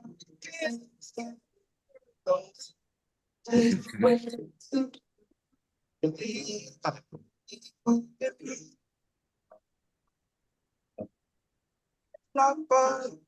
You know what I mean? I hear you. I feel you. I feel you. Absolutely, man. Oh man, We got some bringing back exclusives. memories, man. We got some exclusives for today. We got DJ Quik playing piano, all types of shit going on today. Crazy. It's not even 6:00 yet in New York. Things are going nuts. I live in the studio, bro, and it's all music all the time. You know what I mean? But I'm gonna come out Saturday. As soon as I get your number, I call you and hook it up. I'll come out Saturday. Yeah, I see Kermit just hit me up, text me. Okay. So. Oh yeah. On you now, you can reach Quik or me or whoever, right? Directly. All right. You're in Cali too, in LA? Yeah, I live in both LA and Vegas, but I'm in Vegas right now. But I'll be on the first. I'll be back in California. Hey, you gotta pass me before you get the kick. Just Quik, just let me know. Just pass me, and then we might ride on in to the hill. You just hit the 14. Right off the 14. Real quick, I know y'all about to bounce off. Head Rush to say your piece, and then Bionic real quick, and then Yo, what up? What up? Sorry, ain't gonna take too long. Mr. Wilson, good. how you doing? You remember me from talking with you with Kermit. Right. Charvet, nice to meet you for the first time.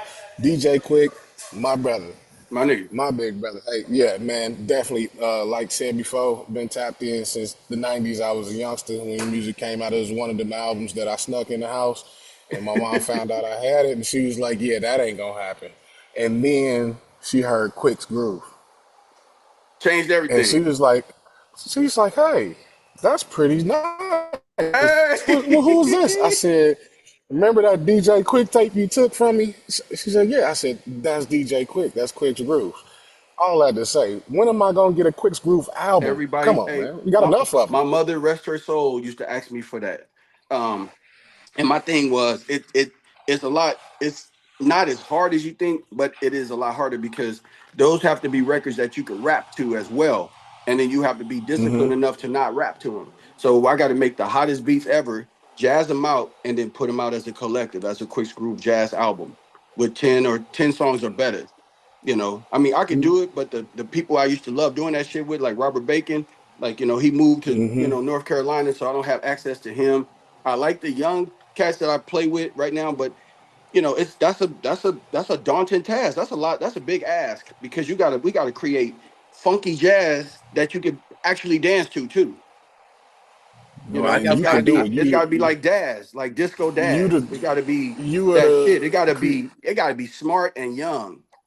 bro. You can orchestrate that. You are the creator of G Funk. You are the Like orchestrator of G Funk. Like I'm you. definitely one of the forefathers, bro. I mean, don't get me wrong. Butch Smalls put your boots on, lace your boots with the live instrumentation on your records. Carl Butch Yes, Small taught me that. Detroit. yes, he did. Yeah, he did. But for our era, you are the forefront. You are the tip of the spear that leads that sound, right? Thank you, And brother. I know if anybody can put that project together, you can put that I could project do it, bro. I together. just gotta it's gotta be with my boy Kenneth Crouch, who produced Always on My Mind for Brandy. He was on her first album. That's Mm-hmm. Andre Crouch's nephew. He's one of the greatest piano Yep. players in the world. He's the reason I bought that Steinway in there. So I mean, we could do it. We just got it. Got to be cut from a place like the way I cut Quick's Groove 3. It got to be Right. like that. Quick's Okay. Groove 1 is Yeah. just the Yeah. SP 1200 On the type of Safe and vibe. Sound project. I could do that too. Yeah, that Quick's Groove 3, that long form jazz with the Mm-hmm. saxophone, with the flute solos and the guitar solo shit. And the harmonics. That's that shit. That should take a. So, I yeah. just need my players. I get my players. We can do that shit all day long. I ain't got to rap no more. Cause I'm just gonna See, talk and that's about that. pussy. I'm gonna talk about pussy money and fuck niggas. Hey, that's the part of DJ Quick they don't know about. They know the rapper, they know the producer, but they We don't can know that you got real. a brilliant mind like that. You know what I'm Thank saying? you, brother. I can So definitely yeah, write man, songs. definitely Yes, can, sir. definitely can. So yeah, I ain't gonna hold you here too long. Thank you for having that question. But last thing I want to ask you, please tell us the importance of running tape versus Pro Tools. It's Talking about it's the it's energy that fills the room. it's a preference.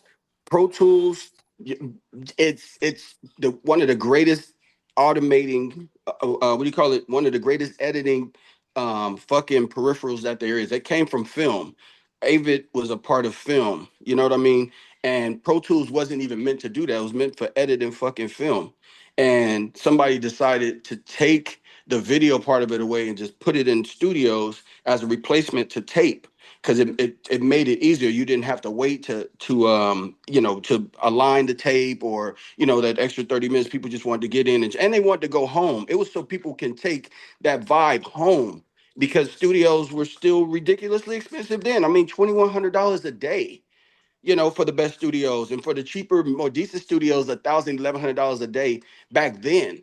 So if you can imagine now, it was to make everybody go home and do shit at home. For creativity, it was amazing. But to continue the sound that's platinum, it was not, it wasn't that. You had to have real engineers who were learn it and fucking check, in the engineering to make your in the box record sound big, because it all sounded small. Even when I went to it, it just sounded small. I was like, they got to get the converters right. Then I started using conversion, using Apogee, A to D's and going into Pro Tools, and it worked and it was cool. It sounded good. But all of that work that you have to do to get a sound in Pro Tools, you automatically get everything when as soon as you printed the tape, it automatically sounds like the world is gonna like it because it warms it up, it beefs it up, it makes it airy, it makes it 3D. It gives you twice as much, 3 times as much music as you put into it. Like if you float a drum machine and listen to it and you know how it sounds while you're floating it. When you print it and play the tape back, it's 3 times as big. Well, can Yeah, I chime in that's for a just second? like you. I ain't gonna let you slide past. I see how you put that baby grand piano in a room where I had higher ceilings. So when you play it and you record it, you capture all the ambience. I caught that. I'm a Okay, musician too, by the way. let me chime in too, my brother. Is that the difference between analog and digital? Is that digital is numbers, analog is as you hearing us now. It's in a waveform. You see, It's the waves. right? As you naturally hear. Okay, but when it goes into Pro Tools, that's a computer. It goes into 101010. So when it goes into digital, you have actually taken away the natural feel the way we hear since we came on this planet. Yep, you're taking it away because you can't sample that wave. It doesn't sample it as purely and reproduces it as purely as natural, just analog shit. Right. It's tape it's an anomaly. The shit shouldn't work in theory, but it does, and it's magic. Pro Tools is definitely, like he said, it's digital. It takes a natural sine wave that moves like this, and it makes it stair step like this. Right. So it's jittery. It adds a jitter thing to your shit, and that was what a lot of records suffered from in the beginning. When in the 2000s, when everybody started using it, they had to fix that jitter because it makes your record sound cheap. No matter how dope it sounds outside the box, when it got into it, it was out of focus. Right. You know, it Exactly. was like pixelation. What Exactly. pixelation is to video, that's what that shit was. But ultimately, it got better. Like Pro Tools now is great, but it still don't slap like tape. It don't slap like that analog because it's natural here. Just like, for example, when you get to the science of it, like a bass wave, that's a 3-foot long wave. Yeah, For it is. example, the closer you get to a bass speaker, the less you hear. So you got The to less get you at hear, least three feet from it. It's it a takes science. distance. It takes distance to build up that wave. So Right. Exactly. it's 3 feet times it's 3 meters, honestly, by 3 cycles. So you have to be like you don't hear subs near the subwoofer. You have to be out. It has to move that air. It has Right. to move that fucking air to you from further away. So that's why in concerts, motherfuckers like I like to be in the back because you get all the way. When you're in front, you just hear mid range. Right. Exactly. Exactly. Right. You preaching. No, you're right. It's just about moving people. The whole thing is for a DJ, I just don't want to put on a record and people just stand there. Cause I'm gonna get Right. mad. I'm gonna be embarrassed and mad. Fuck all Right. that. So let me play something that's knocking. And that's, Absolutely. and when I started making records, I continued that whole theory of played it like I would play just for argument's sake, not just knee deep. And everybody go crazy. I play flashlight. Everybody go crazy. I play Forget Me Not, Patrice Russian. Motherfuckers go crazy. So I wanted my music to be like that. Maybe not musical like Patrice Russian, but I wanted it to knock. Right. Shit. And I still want it to knock. Right. So analog is a cheat code. It's expensive. It's far too expensive to. I mean, I ain't saying you can't afford it, but if you can download a $399 plugin, Studer plugin to Universal to your UAD stuff and imitate it, it's cool, but it's an effect. When you get it out here, it's the real thing. It's an effect, but it's in the real world. So they haven't. I use the plugins. They don't give you that whole 3D depth. They give you the noise and a little bit of wow and flutter and a little bit of harmonic distortion, but it just don't do what that shit do. But and as a kid, I wouldn't want to pay no fucking $25,000 for no tape machine and then $300 for 15 minutes of tape. That's crazy. Yep. They'd rather Yep. buy a car. You know what I'm saying? I would, but Absolutely. because I'm true to that, that's how I'm going out. And I'm gonna always have $25,000-$30,000 to spend on a tape machine. Yep. So absolutely. It's just where I'm from. And I got my master's, so I got to be able to play that. I got to be able to transfer it. But when I do re-releases, Yep. you know, That's big. hey, I'm a little bit of a fan of mine too. I don't know if y'all know, but look, I ain't mad at you. This nigga's a ham. I ain't mad at you at all. I got my own records up here. Oh, I just did a record with Smokey Robinson and cleared it through through Quincy Jones' estate and Smokey Robinson. Hey, have you ever mixed with Smokey? Yeah, that we just did a record together. Did you see how he mixed with the speakers behind him? That's called deflected reference. That's a whole other conversation. Right. I know. I told when I went to the studio with Smoke and I said, man, how you mixing like that, man? He said, John, that's the only way I can hear it, man. I said, oh man. But bar. But I mean, hey, that's the science. That's the science of the room. That's the science of recording. Yeah, The science. hey man, and if, you know, to the DJs that's on here that are fucking with this shit, bro, you there's no one right way to do it. Y'all could do $100 microphone and $100 interface and make a platinum record, bro. Absolutely. It's just about how you record and the feeling you put into your recording. Like that was the one good thing about Pro Tools. It made a lot of musicians popular that would have never had the chance to get to a studio and spend $30,000 to produce an album. They got it done for like $2,000 at home. Right. Speakers, you know what I'm saying, and do a little mic technique, put some carpet up or a mattress or whatever. You know, it's shit now you could buy, but that's what Pro Tools was all about. It made a lot of young millionaires. Right. Tons of them. Absolutely. Absolutely. Long, and plus with the keyboard, the Yamaha DX7, which came out, Bro, back I in still got a 1985. TX81Z. Huh? So when I you got a say Pro Tools made TX81Z, them which is the lazy, rack though? mount. Oh man, you still got the Lindrum? Yeah, I got the new one. Check it out. It's right here. Drum just reminds me of Prince, the whole Prince sound, and the DX7, and Right. 106. And oh, there you are. All right. I am Prince. I'm Quince. My name is Quince, and I am funky. But yeah, this the new Lindrum. It sounds just like the old Lindrum, bro. Oh wow, and it's orange and black too. This motherfucker right here, dope. That's my favorite shit right now. But Yep. not really. My PC 3000 is and my SP 1200 is. Remember that Lindrum? You open up like a hood of a car and put them little. Yeah, you put the tips proms in there. You put the EPROMs in there. The little tips. Right. That's what Jimmy Jam and Terry Lewis got famous doing. They did Janet Jackson record with that shit.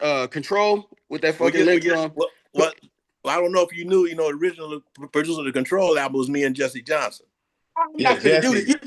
Jesse is my guy. I got Jesse's I got his amps here and his Taylor guitar 12 string. All this shit is here in my storage. Well, tell him I said hi because, you know, when I got with the Jacksons, when Joe at Joe Jackson Productions, that was my first assignment, and we were doing the Control album. But Michael Stokes was A&R at the time. So yeah, I know Mike. I met Jesse. We're right. Well, Mike, well, you know, he was the head of A&M at the time in the Black Division. So Joe Jackson Productions and A&M Records had a 50-50 deal. So I was on the Joe Jackson side. So when Michael left, John McClain came in and brought in Jimmy Jam and Terry Lewis. That's and in hard. fact, my joint, Start Anew, was the first one on the album instead of What Have You Done Lately. I see you. What Have You Done For Me Lately? That was the first joint. Jesse did that first Janet album, a couple songs on there. I managed Jesse. I had no idea. We getting his album ready. His album is incredible. Ain't it quick? Yeah, no, this nigga is incredible. Jesse is producing on some high technology shit. This nigga got all them Burl preamps and shit, them Burl A to D's and D to A's. He clowning. His shit sound good. Oh man. Bring his ass on here. Bring his ass on here. Let's talk to him. We gotta get him on YouNap. Yeah, bring on. Hold on. We gotta do a YouNap commercial because we be going left. Oh, YouNap. Somebody do a quick little YouNap ID before we get on. YouNap, baby. YouNap, baby. And whenever I want to interact with anybody, I go on the most impressive social media outlet ever, YouNap. YouNap, baby. Download it. Apple stores, Google Play. You know what it is. Perfect. There we go. Back to the program. What's on Bionic? Bionic, go ahead, my brother. I know you've been waiting. My bad. Yeah, man. You know, everybody's giving Quik Day flowers. I want to do the same, but I also want to pivot back to Charmaine and just be like, yo, you're appreciated, because a lot of times on this call, we talk about being basically slaves to the app, slaves to society, and how we have to abide by these rules or abide by this, and we can't break out of this and break out of that, you know, because of their algorithms. And you'll get popular, then they'll change the algorithm on you, and then all of a sudden you're lost. You're not popular no more. They can just pull the rug out from under you. Tell the truth. And so I just want to give you your props, because we've been talking about it on this call, like, hey, create your own, build your own. And it's easier said than done. And you even said it. You were like, yo, this is the hardest thing I've ever had to do, but we appreciate you for doing it. And stepping out and not just being somebody that's talking the talk, but you're walking the walk. And shout out to Quik for seeing the light in that too and saying, hey, I'm gonna walk with you, brother. So I just want to thank both of y'all for that. I appreciate that, man. That's hard. Yeah, Meta Thank shut me down for a couple years. This nigga Just said, like, he called that nigga Mark Zuckerberg. Yeah, terrible. Word. DJ Jay Dizzle. Somebody might got some reverb. That shit was dope. Jay Dizzle. Go ahead, brother. Quick, I want to say thank you for what you've done in the music industry. Thank you, And bro. what are some of your advice to some of the young artists out there and listeners and producers? My advice is just it depends on if you want to do it the independent way or the what we call the sponsored way. Just fulfill your obligations to yourself to be the dopest motherfucker that you can. Be hard on yourself. Be harder on yourself than everybody and than anybody could be hard on you. Be hard on yourself. Be disciplined. Do your hottest shit. And just don't take this shit for granted because it could all be over in the morning. So do the fucking best you can. Make the best records. Bring people together. Get up there. Throw water at the motherfucking concerts because your youth automatically gives you an advantage to win because everybody loves and invests in the youth. Use that shit, make some fun ass records that'll last a long ass time and have fun doing it. Like, don't be mad when you gotta be in the airport at 4 in the morning, 5 in the morning, tired as fuck because you partied all last night. Learn to work the struggle, turn that struggle into motivation. Let it push you let it push you from behind instead of blocking you from the front, if that makes sense. Like, all the negativity, fight through that shit, make your motherfucking mark and make your mark in this music and be known. Leave your mark on the world. That's all I'm saying. You can do it.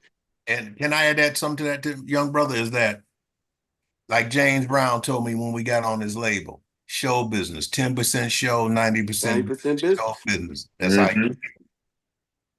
And when would the tour be kicking off for you? It looks like it's kicking off late summer.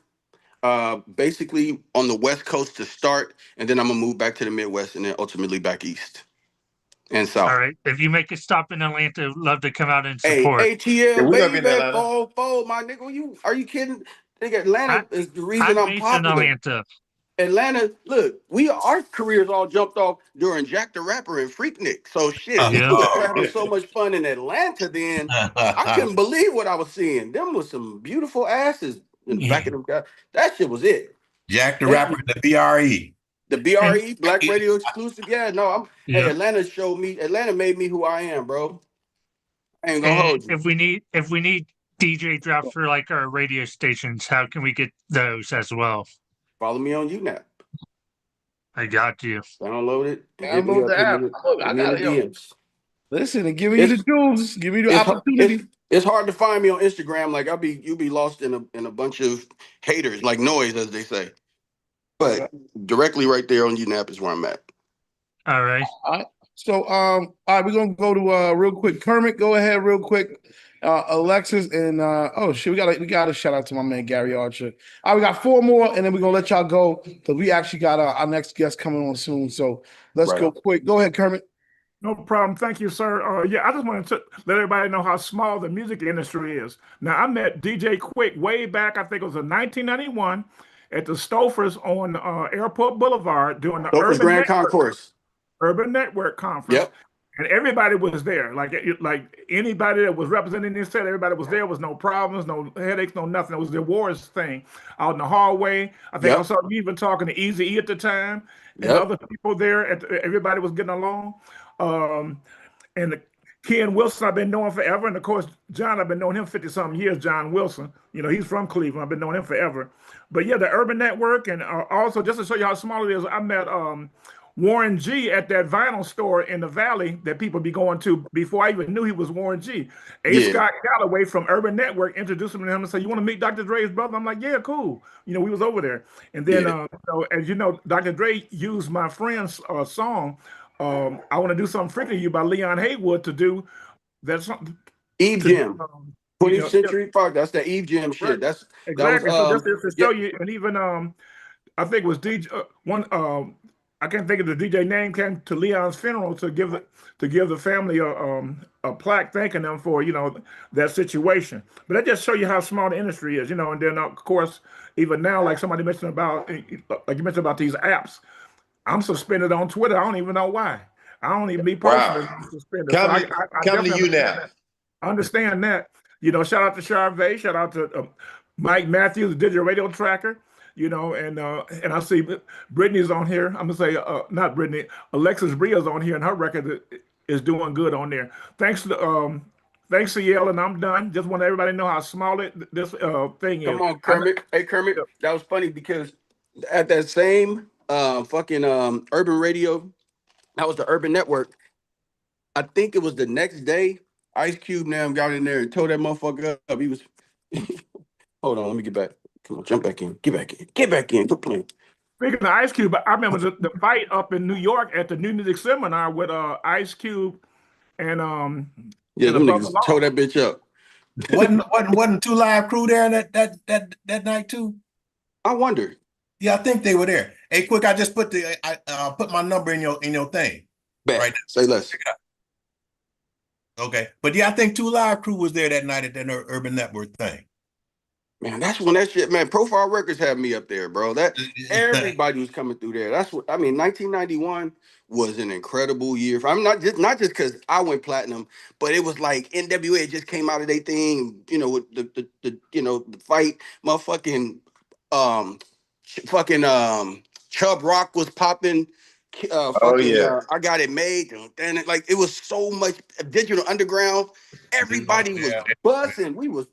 I know the industry made a fucking $500 million that year alone. Yeah. If you go back and look at those charts.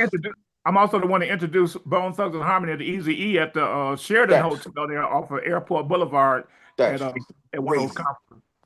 Yep. Out of Cleveland. We all from the same neighborhood. Me, Kermit, all of them from the same neighborhood. Shout out to Cleveland.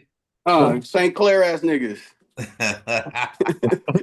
Buckeyes. Hey, AMG just moved back there. AMG the rapper, bitch better have my money. He moved back to Cleveland. Oh man. All right, well, thank you, Kermit. You already know. Appreciate it, Kermit. Real quick, we're gonna go to Alexis Bria. Go ahead, Alexis. You got like 1 minute to go. Go ahead, do your thing. All right, cool. What's going on, y'all? I just want to say shout out to Sierra. Thank you so much for having me on the call. Shout out to Kermit, Superstar Maker. Man, it's such an honor to be on the call with a bunch of legends. I'm a what y'all call a babe, so I'm a new school person. I'm just learning about you, Quik and John and Charlie. Man, you gotta come off camera, Alexis. They can't even see you. Like, what's going on? No, we can't. She put a picture up. Leave that picture alone. Go back to her picture. Well, I still look like my picture, so I'm good. I'm good. What up, Quik? How you doing? What's going on? What's going on? But yeah, man, I'm super excited to just be on this call. I've been soaking up so much game for the last 2 hours. Just amazed that, everything that you guys have done, resumes and everything like that. I'm just grateful to just be a part of the call for real. So, you know what I'm saying? Just shout out to y'all. Y'all inspire me. Shout out to Quik, man. You've dropped so many gems and you dropped so many legendary situations so that I can gain that knowledge as an artist. I'm just amazed. I just want to say thank y'all. I just want to say I'm grateful. And you know what I'm saying? Hey, that's all I got to say. Right on. I appreciate that. Yeah, for sure. Dope. All right. Big Red, go ahead and we're gonna go to Gary. All right, Gary, what's good? Man, one time for the one time. Shout out the West Coast. Hey, DJ Quik, man. What up, Playboy? I think I met you summer 1991, the Gavin convention, the Bay Area. I remember Gavin too. California. We was at all them motherfuckers. Yeah, there was like I see you on that athletic color.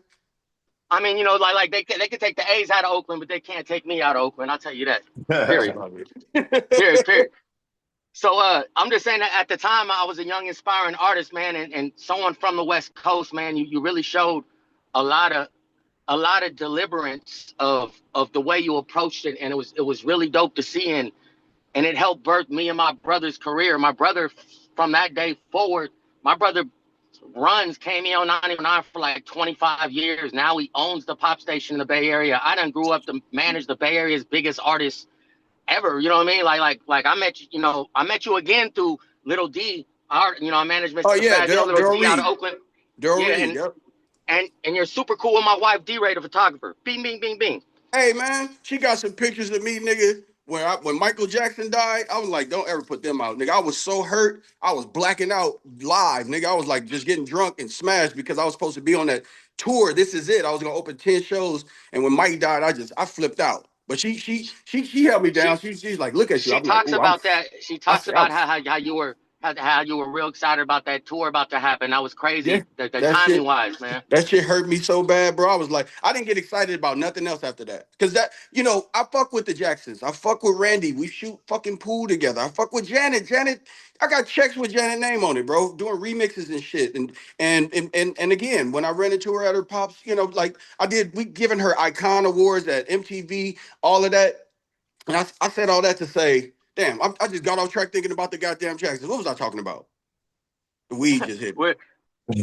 We were talking about D-Ray, the photographer. Oh yeah. Boom, boom, and So then so check it down during out. the time. So it built up to that where I was finally finna get the chance to kick it with Mike.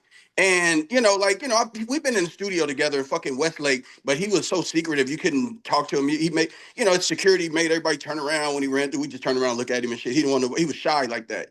But that was it, man. So our tour started on June 25th, 2009. Me and motherfucking Corrupt out promoting a non-gang banging album called Blackout, which is a good album, nigga.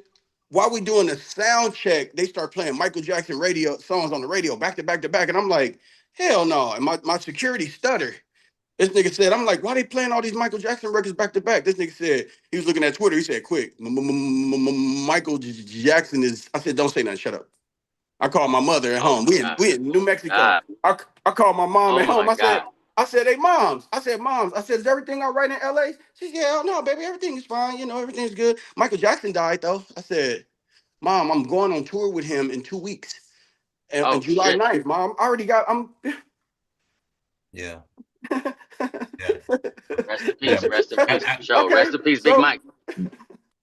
I just finished a book called Joe Jackson Through My Eyes, which should be out in about 3 or 4 weeks. I'm gonna read that. I gotta read that. That family respects me, and I love them. I call them. I let Catherine Jackson shop in peace when she be going to Burlington Coat Factory, like in back of Woodland Hills, trying to be unseen. I leave that lady alone. I don't crowd her on. I'll get shit out the way for her. Like, you know what I mean? That's the matriarch of music. Yeah. Yes. So, I just recently spent the day with her and everything, and in fact, yesterday was the day that Joe left us, and tomorrow's the day that Michael left us, Man, that shit hurt. OG, Young G from Oakland, you still there?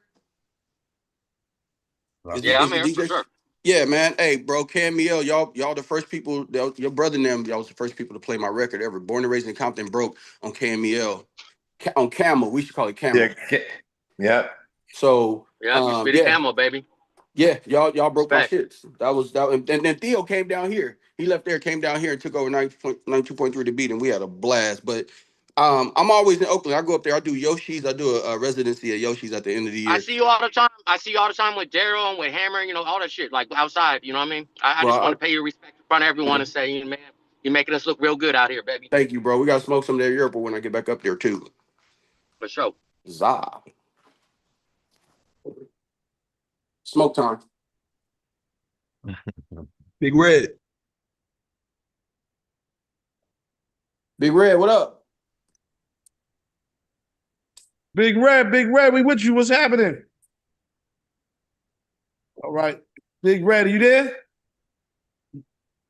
Okay, we can't hear you, brother. What's going on? I don't know the mic. Hey, could I ask one quick question? There you go, yeah. Hey, quick, survey. Is there any investment opportunity with UNAP? That's my only question. Greatest question ever today. Talk to me, Charvet. You know what? Actually, I had a bunch of my friends, tech friends in Silicon Valley. Some of them offered a crazy amount of money to invest in UNAP initially, and I just self-funded everything myself. I was able to do it, so thank God for that. But that's something that reach out to me on UNEP, and it's something to consider. Nigga, you better raise some money with us. What you talking about? Oh, Black raise people, some we money the with ones y'all? that the hell you talk. Nigga, the answer is yes. The answer is yes. What type of, yo, Charmaine, man, we gotta talk on the side, man. You coming in with that.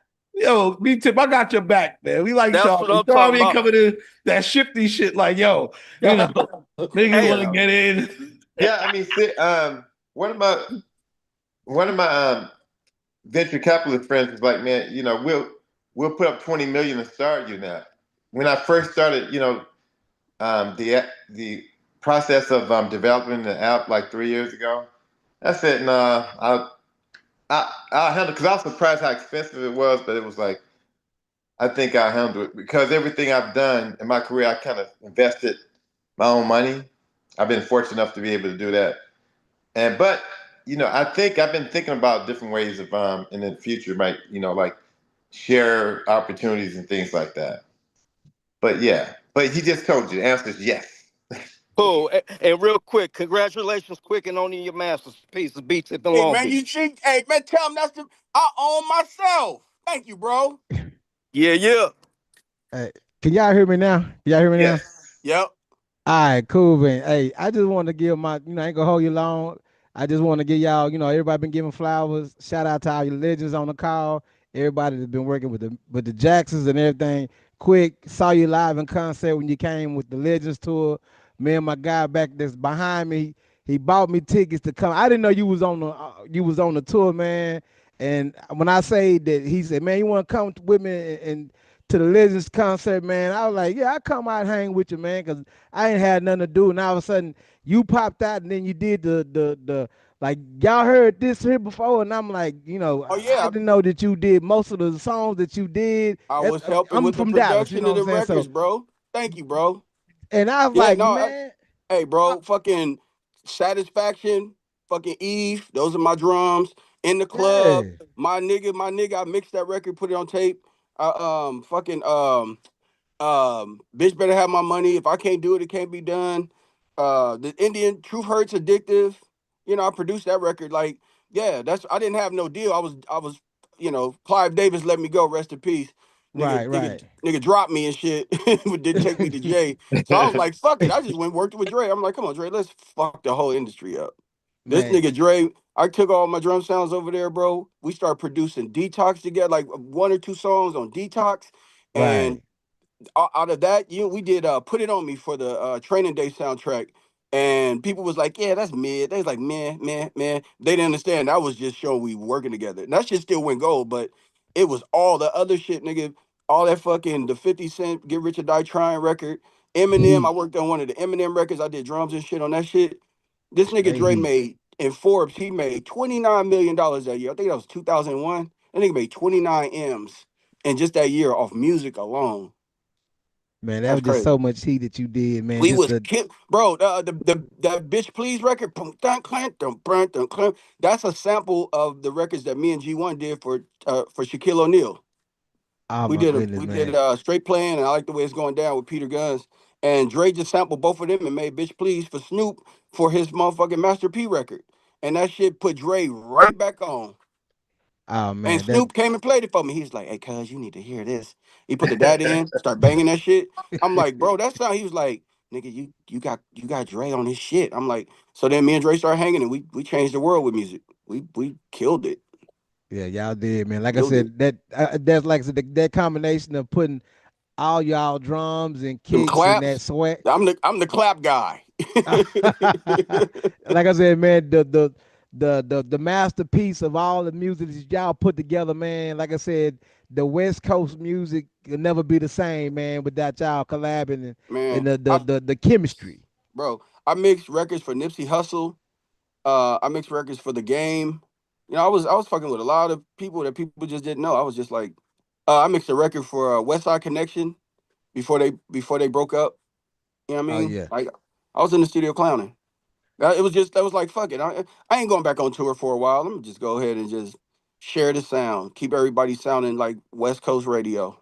Brother, I'm gonna let you know you the E in the MC square, my brother. Come on, man. I'm the energy, bro.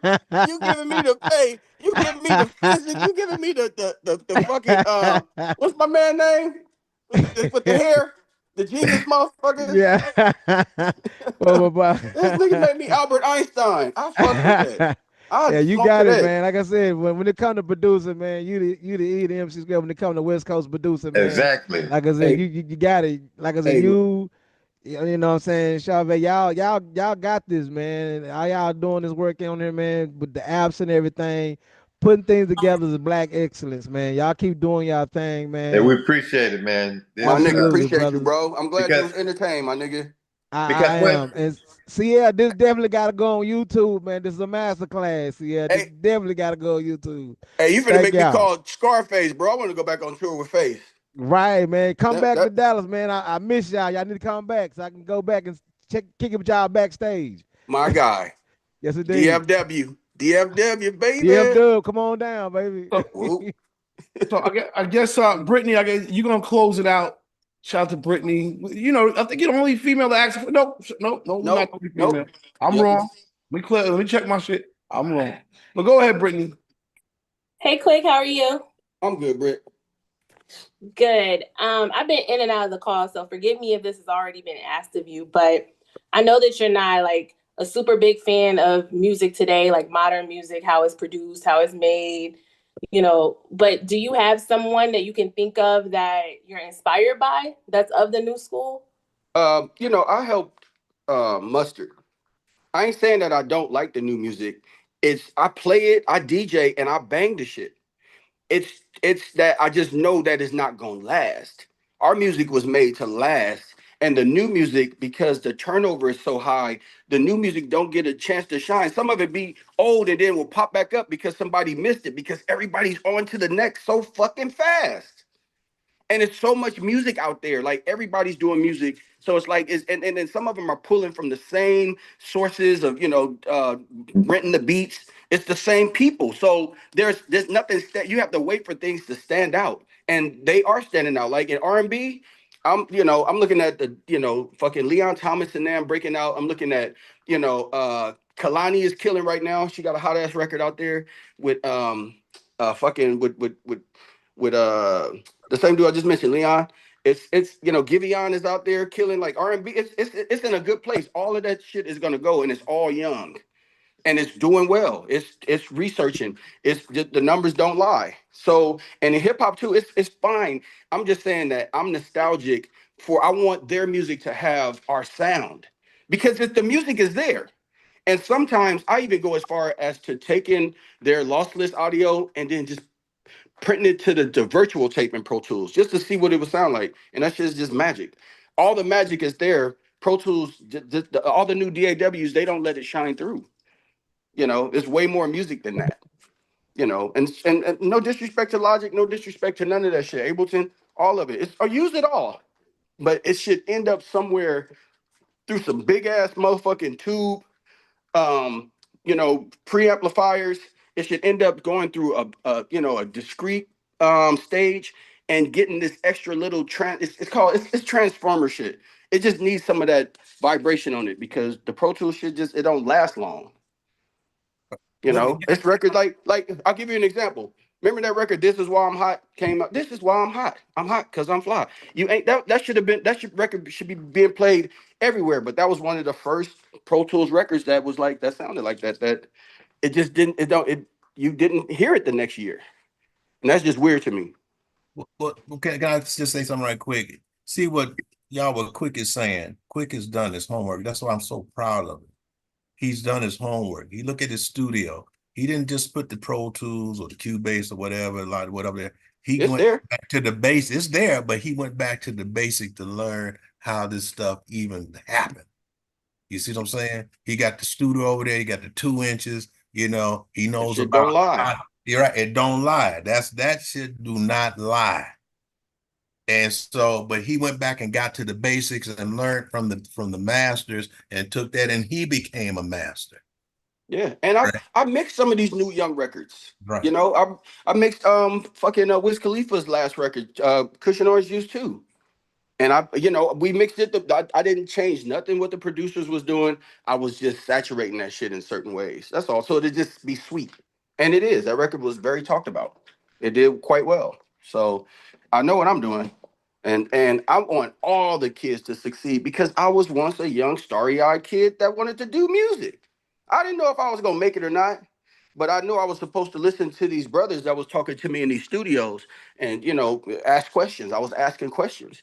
And those people like Mike Frankie and all of them, I went back and fucked with them again. I used to be in the studio, not to just to show you a little bit of where the shit y'all don't know about. I used to be in the studio called 8 Mile Road with this dude named George Murphy. He had Howard Huntsberry and LJ Reynolds sign and fucking rest in peace, Richard Dimples Fields. I used to be in the studio with them niggas, engineering for them niggas at 17, 18 years old. Soaking it the fuck. I'm with LJ Reynolds. That's one of the best living singers ever right now. He'll sing circles Dramatics. around the Isley Brothers right now. Kill him. Yeah, we did plenty of tours with Dramatics, man. I mean, hey, see, this is what I'm talking about. Hey, y'all, I would really wish where I got y'all it hear from. Quik is talking about, man. Quik, man, I'm telling you, the Quik has took and he went to the basics and went from there. He took what what was laid out in front of him, he grabbed it and he turned it around and he rolled with it. You see what I'm saying? That the teachers, like I said, the teachers, the OJs, Edwin Starr, Bobby Womack. I used to walk past their house and just sit there and listen to rehearse. Like I said, Gerald Levert, the first time I actually saw Gerald Levert, he was 5 years old with a pair of brown corduroy, looking like this. He said, Uncle John, lift me up to the mic. That's crazy. You see what I'm saying? So yeah, that's big deal. He absorbed with his father and what we were doing. Like you said, LJ Run. I produced the Dramatics. I produced Ouija, who LJ rest in peace. Yeah, William. I did Ouija. I did produce his last song. He's the one that sang "What You See Is What You Get." Yeah, and Go Outside in the Rain. Right. Yeah. Out on 8 Mile in Detroit. Yeah, Ron Banks was my guy. When I was a kid, I used to get a lot of knowledge from Ron. Man. Right. John, One of the tours we did, the most successful tours that was ever done was us, the OJs, the Dramatics, and New Birth. We sold out 20 seaters from all the way from New York all the way out here. That's hard. Well, listen, cause we do got our next guest tomorrow. Oh yeah. I do want to say thank y'all, man, for popping up. This became a masterclass in music and technology and all types of stuff. Shout out to the app. We got to do that PSA once in a while. Yeah. You now, baby. You now, baby. There it is. DJ Quik, legend. John, Sly, Wilson, legend, and Charvet, legend. Thank y'all for pulling up. New Music Wednesdays is how it goes down, man. Everybody, if you haven't downloaded the app, make sure you take time. It takes 2 seconds to download the app and support innovation. Support yourself. Like make it your community. Yeah. Don't sleep on it. Don't sleep on you, Kermit. So we're gonna play a song. We're gonna bring our next guest on. You already know. I just want to say I got to thank John for making me feel young today. That's love. Yo, salute y'all and peace, and we definitely will stay connected. Peace, everybody. Like how we did that last one. New Music Wednesdays, you already know. We right back at it. Shout to DJ Quik, legend, of course, Charvet and John. Went totally left, but it was different. And that was awesome. Yes, and that last song is actually Chloe from Chloe and Halle and Timbaland rocking together. They got a whole project together. So check that joint out. Shout out to Timbo. He might be on the call next week. In the meantime, we're going to bring our next guest up. Legend in our own right. You know what I mean? Been making noise in New York and now beyond for, I don't know, man. It's 2019, maybe before that. And blessed to have her jump on the call and just show some love, representing the group 41 and herself. The one and only Jenn Carter's in the building. What's going on? What's up, y'all? You already know. Appreciate y'all. Nice to meet everybody. Word. How you feeling today? Feeling good, feeling blessed. Okay, no doubt. Moving and grooving. If you don't mind, so we can see you better, if you don't mind turning your camera to the, what do you call that? To the side. That way we get the full picture for our landscape. There it goes. Landscape. Horizontal. If you can. Bingo. That's what's up. Look like you're moving and grooving. Where you at? New York? Yeah, working. All right, so keep it real. How you feel about the Knicks shit, the whole Knicks nation, the whole energy?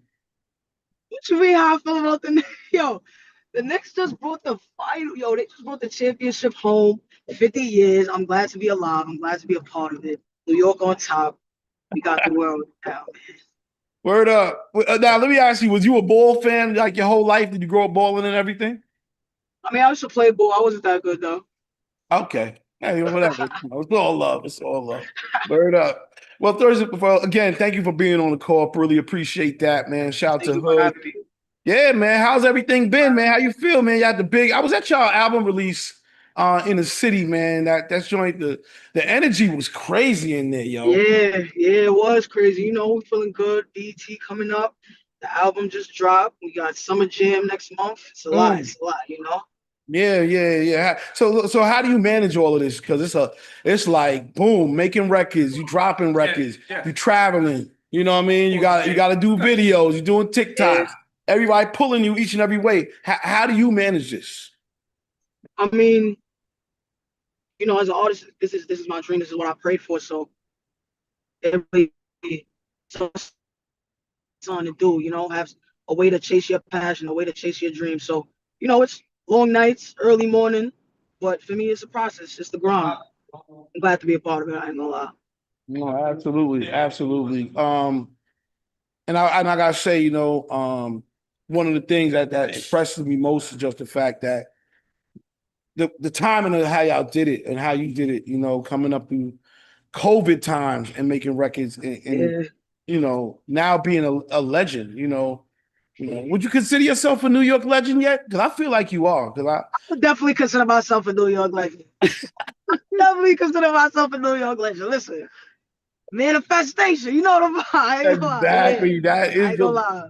New yeah, York, man. yeah. We making history, so. No question, man. No question. So as you're coming up, just a little bit of backstory on how it started, because I can honestly say you got like some of the best energy I've seen. Period. Like, you know, I'm all over the country and y'all be turned up crazy. How did y'all like where did that come from? You know what I mean? Like, how did y'all master that part of it, being able to just draw energy and get everybody to just be involved? You know what I mean? You had like, you know, what's her name? What's her name that rock with Webstar? She jumped on stage. It just was like everybody just got in. Bianca, I love Bianca. Shout out to Bianca. She, you know, where did that, like, how did you master that part of it?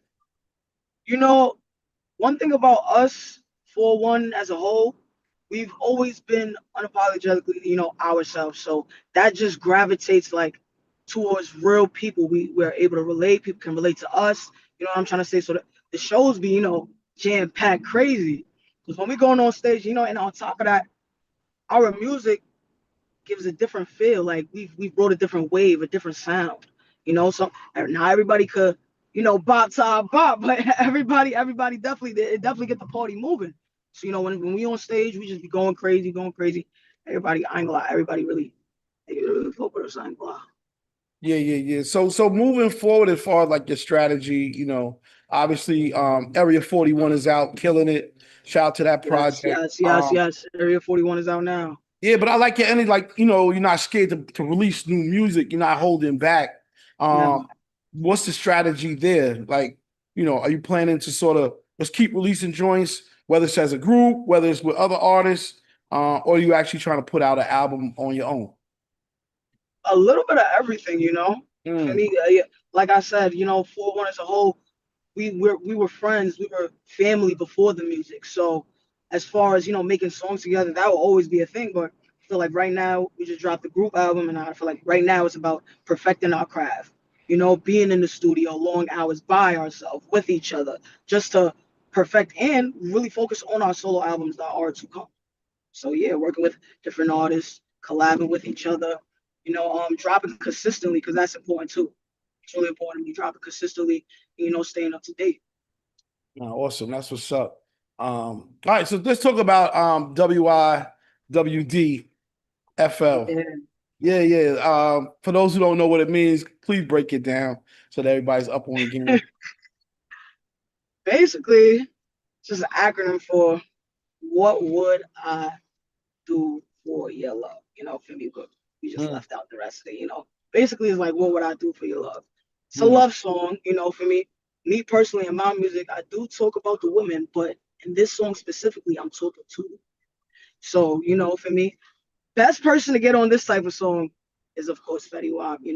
He came out for me, making noise, going crazy. He just dropped this album. I feel like Fetty Wap was the perfect person. And, I linked up with Fetty Wap. He heard the song. He said, wow, this is crazy. And he jumped in the booth immediately. And that's how that song came about. We just got a great hit now. So proud, man. You ain't playing no games, putting games out. I'm like, dang, yo. When I was telling people you're gonna be on a call, it was like people was like stopping, like, yo, word. Like my daughter and other people was like, love. That's love. It's great, man. It's great. I want to play the song for everybody. Shout out to all the DJs in the building. Shout out all the DJs in the building, man. I appreciate y'all showing love to me, even having me up here, hearing me out. Means a lot, y'all.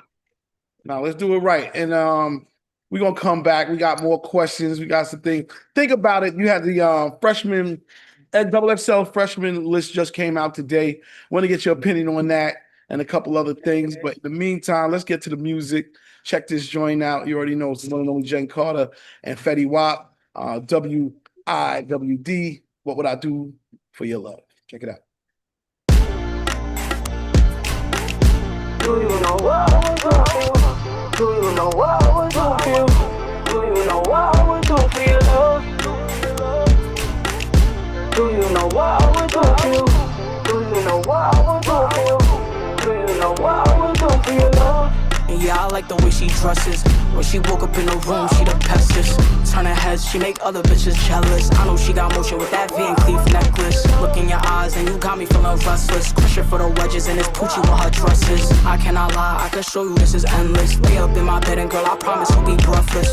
Fine shit, yeah, she say that she a tourist. I'm trying to get up in her world, become the biggest tourist. No, you don't need a rose, I could give you whole floors. When I get up in that pussy, I might look on your clitoris. She know that she gorgeous, I gotta keep it cautious. Off the tone, I might get nauseous, then I start getting thoughtless. My diamonds is fullest, my child sing like it's a chorus. Need a kid up in that pussy, I might play with it, no pauses. Do you know what I would do for you? Do you know what I would do for you? Do you know what I would do for your love? Do you know what I would do for you? Do you know what I would do for you? Do you know what I would do for you? Let me tell you what I do for you. Bring out the zoo for you. Let them play, I'ma act a fool for you. Anything you want, spin them blues with me. Even on the run, on the news with you.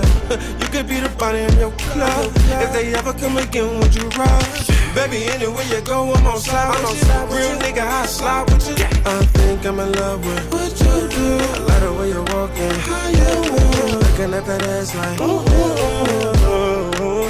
yeah, baby. Do you know what I would do for you? Do you know what I would do for you? Do you know what I would do for your love? Do you know what I would do for you? Do you know what I would do for you? Do you know what I would do for your love?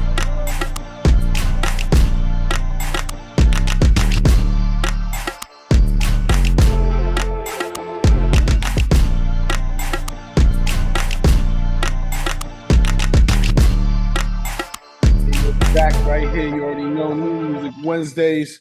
Yeah, new Jenn Carter, you already know. Shout out to all the DJs. That record is up on Digiwaxx, so if you don't got it, take 2 minutes, download it, support that, play that, spin that. Summer's hot, man. New York City just won the championship. We the hottest in the world. Show some love, Knicks Nation. It is what it is. Love the music, love the energy. Shout out to Speedy from Rough Riders. You know, he was bigging you up, saying that, you haven't changed, like same dope energy from the first time he met you. So shout out to the Rough Riders. They are in the building as well. Now that you got y'all do your thing, you mentioned BET, so shout out to y'all. Y'all going to LA. What's your favorite city these days? Outside of Brooklyn, outside of New York. Where you like to hang out? Like, where you feel you get the most love? I ain't gonna lie. Yes. Shout out Connecticut, shout out Rhode Island, shout out Miami. Miami really where I like to chill out for real. Like out New York for real. Miami. I ain't gonna lie. You said South Connecticut. That's New York. Nah, yeah, that's not the for me. But you ask me how really, you ask me like why I can love that. I ain't gonna lie. That's just still New York. Bro. I love New York. I get love in the UK though, but I only been to the UK like one time. Type of love I get there is like some shit I ain't replicated since like in the UK, man. Shout out to UK. So you connect with any artists out there on the drill tip? Yeah, a little bit. Shout out Real State Trail, Cairo Keys, yeah, Nems, a couple out there. I ain't gonna lie. Dope. On your the Mount Rushmore of people you want to work with, have you achieved that yet, or are there people that you still want to collaborate with? There's what I will say is I've collaborated with people, but like I said, it's still a lot that we ain't dropped yet. Focusing on solo projects, but there is still a Mount Rushmore. I could give a Mount Rushmore, but it's like kind of giving it away. You know what I'm trying to say? Right, don't give it away. Don't give it away. We ain't gonna do that. We ain't gonna do that right now. We're not gonna do that. They ain't gonna give it away. They gotta wait. It's definitely a lot in the chamber and more to come too. Great. Shout out to my man DJ C Styles, the monster. C Styles tapping in Big Queens energy. Go ahead, C Styles. What up, man? Nixon 5. What's up, Queens? Get the money. Queens get the money, man. Nixon 5. I've been saying that. Only problem I got with it is it's too short. Song is too short. Okay. Tired of these 2-verse songs, man. It's only a minute and 30 seconds long. I agree. Y'all gotta get more. Y'all gotta come with more substance, man. Would you run it back though? Like, is it that short to make? Would it make you run it back though? You got no choice because it's too damn short. Okay. For people to actually understand, you ain't got no choice but to run it back because it's so fucking short. Okay. Good then. I mean, extend the shit or do a remix and add somebody else. Do another verse on it. Yo, listen. Oh my God, you giving away the source. Chill. Don't worry, it's coming. We got a good remix coming out after that. I ain't gonna lie. All right. Well, overall, it's all right though, but it needs to be longer. I got you. Don't worry. We got. Nixon 5, man. Word. Go ahead, Jay Dizzle. Go ahead. You got one question, my brother. Go ahead. Love the song. Really dope. We're gonna put it in rotation on Power 904. That's love. I appreciate it. Oh my gosh, I appreciate it so much. That's love, man. Shout out to Jay Dizzle from Atlanta holding it down. Jay Dizzle, showing some love and whatnot. I'm gonna connect with you and get some DJ drops from you. Oh yeah, of course. I do that in my sleep. I ain't gonna lie. There it is. Let's do it. Thank you, my brother Jay. Word up. All right, so let's talk the rest of the summer plans. I know you said Summer Jam. When are we gonna get the 41 Fest? You know what I mean? Or when are we gonna get the Jenn Carter Day? You know, when are we putting these things together? Like, you know, this is the time to like do these massive moves. I ain't gonna lie. 41 definitely is working on just having our own type of tour, like not just a 41 tour, but a tour that brings New York together. So right now we're thinking of just you know Zeddy Will, Cash Cobain, 4-1, sell out everywhere. You know what I'm trying to say? That's really how you big up your city. You know what I'm trying to say? Make everybody talk about it no matter what. So that's definitely what we working on. But as far as me, I can't wait to start locking in. Okay, I see how you move. Okay. But right now, we're trying to make it larger. We're gonna make New York large. Well, what you call it said that, right? Michael Jackson, the movie, said a little mystery. You know, and that's good. You can't give everything away. You got to keep something. So my other question was about on the business side of things, right? Obviously, music is that's the rod, that's the catalyst, that breaks the door down. That's where the energy initiates. But for yourself, what other things are you into these days? Is it merch? You know, are you doing, motorcycle partnerships? Are you got like, a crepe store? What are they? Go ahead. I'm probably into a little bit of everything. Like I've been doing skits, getting a little bit into acting, been doing fashion. I was supposed to go off of Paris Fashion Week, but we got busy around this year. They called us to last minute. So, kind of just stepping into different lanes, getting in tune with different brands as far as like acting or modeling or fashion, a little bit of everything just to show my brand, Jenn Carter, that, I could do a little bit of everything. I also got into streaming too. I've been getting clipped here and there, but as of right now, like I said, music is, for me, I got tunnel vision on music, but like I said, we got our hands in different baskets at the same Absolutely. time. But just specifically on the streaming bag, how's that been going? How's the streaming world? When it came to me, I didn't really do it for the bag. I really just did it because, like, I wanted to connect on my fans on a personal level, like not just go live on Instagram or go live on TikTok, like a real community. You know what I'm trying to say? So that's kind of like what I built a little bit on there. So, but I haven't been consistent. So, for me, my fans been telling me, get back. But like, I'm tunnel vision on the music right now. You know what I'm trying to say? Just tunnel vision on the music. But I will tap into a little bit more. It just was never about the money with me. Not, you know what I'm trying to say? Just trying to connect on a personal level with, the people streaming my music. I like that. I think that's dope. I feel like, one of the hardest things is sort of figure out, well, not maybe for you, but other people, they always trying to figure out, how do I find my people? How do I find my tribe, my fans, my base? For you, what has been that catalyst? Is it the live shows? Has it been streaming? Is it radio? Or is it the stream? Is it the new streaming? The live streaming stuff. When I said streaming before, I meant like Apple and Spotify and all of that. But what has been the best way for you to connect with fans and for them to connect with you? Well, as far as streaming, they get to see a little bit of my personality. You know what I'm trying to say, and that also does play back into the music.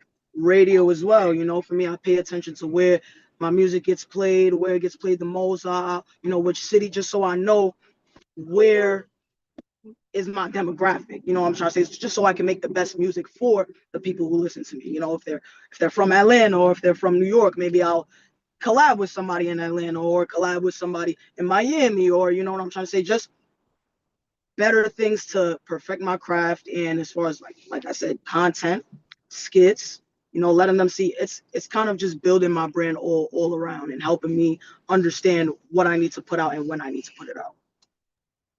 Dope, fire.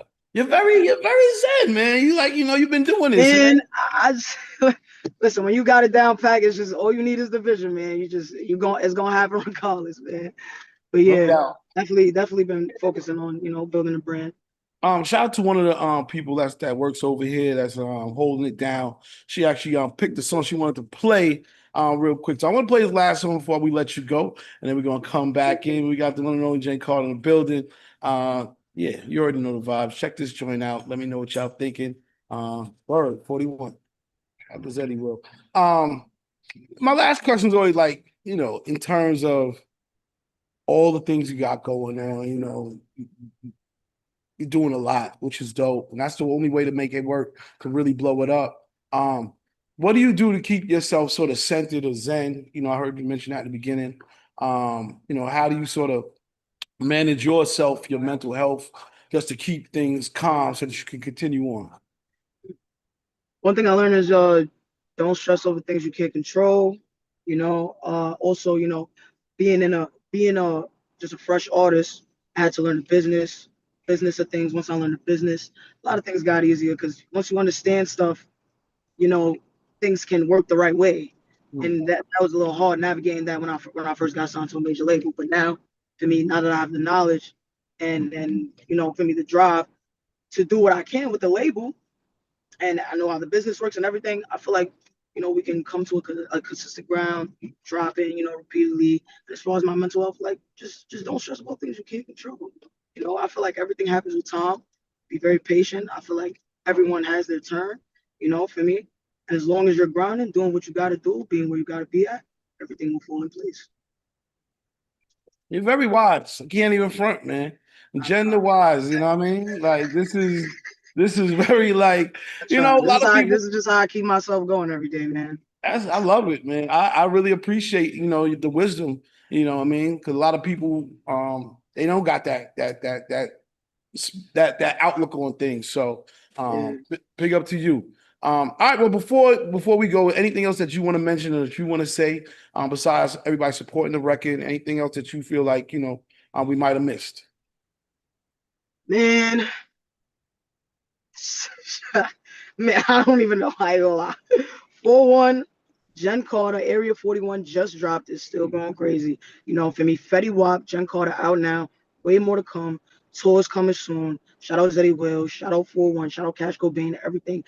4-1. New York. Knicks in 5. Not 7, not 6. 5. 5. New York is on top. That's all I gotta say, man. I appreciate everyone for giving me the time of day. You already know.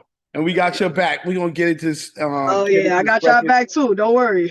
Word up. And yeah, it will be on. Listen, if you haven't downloaded it yet, again, this record is on Digiwaxx, all versions of it.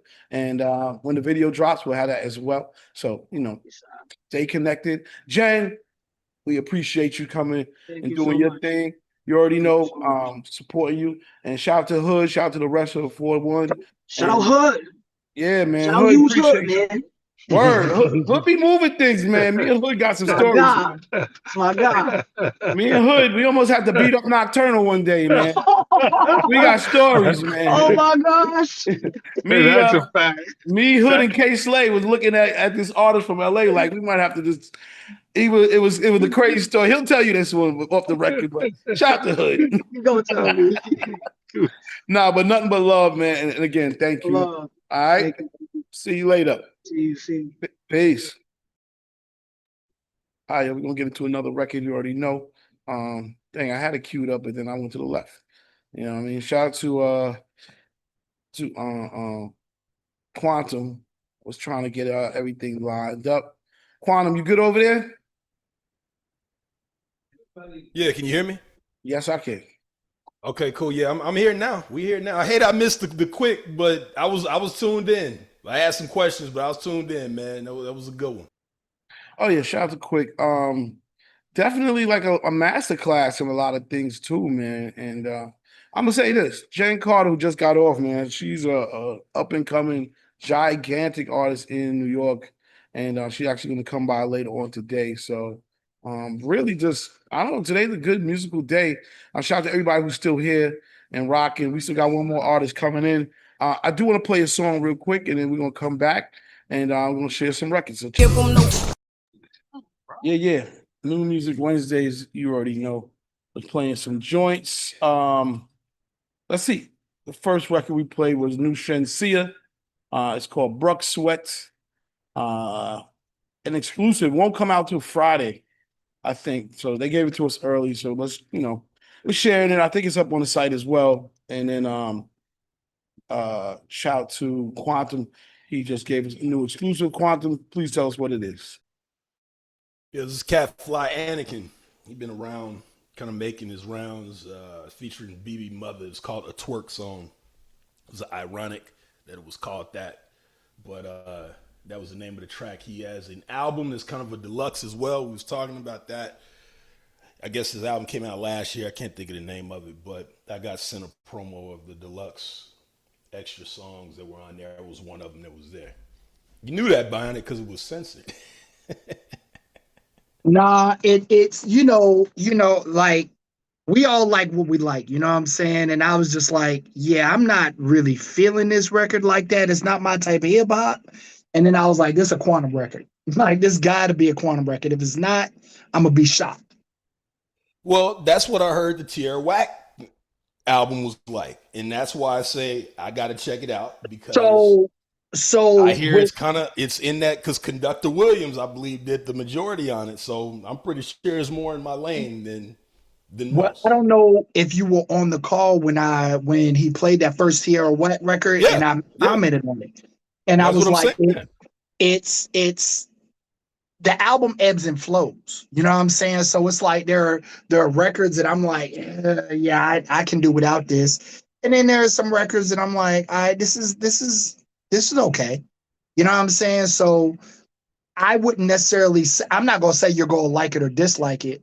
But it's not the type of, you know me. If I know something's your style, I'm gonna text you. I ain't text you on that one. I texted one of my other partners, you know what I'm saying, because I felt like it's up his alley. With you, I'm not quite 100% sure on that one, but you might like it. And again, I can't peg that one like that yet. I don't know. She 2 for 2 so far, so I'm gonna see. I'm gonna get to it at some point. Word up. All right, we're gonna get into last and dope guest who pulled up, representing out of New Jersey, holding it down. Big Jersey in the house. Loose Cannon, you still there, man? The Loose Cannon. Yo, what's good? What's good, y'all? What's good? My apologies. Hold on one second. Okay. While he's handling that, I didn't get a chance to talk about this the new double XL list. I don't know if anybody's checked it out yet, Yes, but sir. it dropped today, so we got to get into that for a second later on. All right. Anyway, without any further ado, brother Loose Cannon, how's everything going, man? Everything is good. What's good? What's good, everybody out there in the Digiwaxx? I'm super excited, man, because I've been waiting to get with y'all for like years. Oh, well, It's a pleasure to be here. You know what I mean? Look at that, man. See how it Listen, works out? You I've in the done mix. other DJ coalitions. I've never done the mighty Digiwaxx, so I'm super excited to be here. Oh man, I wish I had some applause. I need some effects over here. I'll do like some gunshots, some applause, all of that, man. First of all, thank you for pulling up as always, man. You know what I mean? How you feeling over there, bro? I'm feeling real good, man. I'm doing a lot right now. I'm having more traction I've probably ever had in my career right now with this new record, Anywhere You Want. We 12 weeks on radio. Video just dropped yesterday. So it's like Christmas in June right now, man. I love that, man. So you said the most traction. So let's start in the beginning so everybody knows.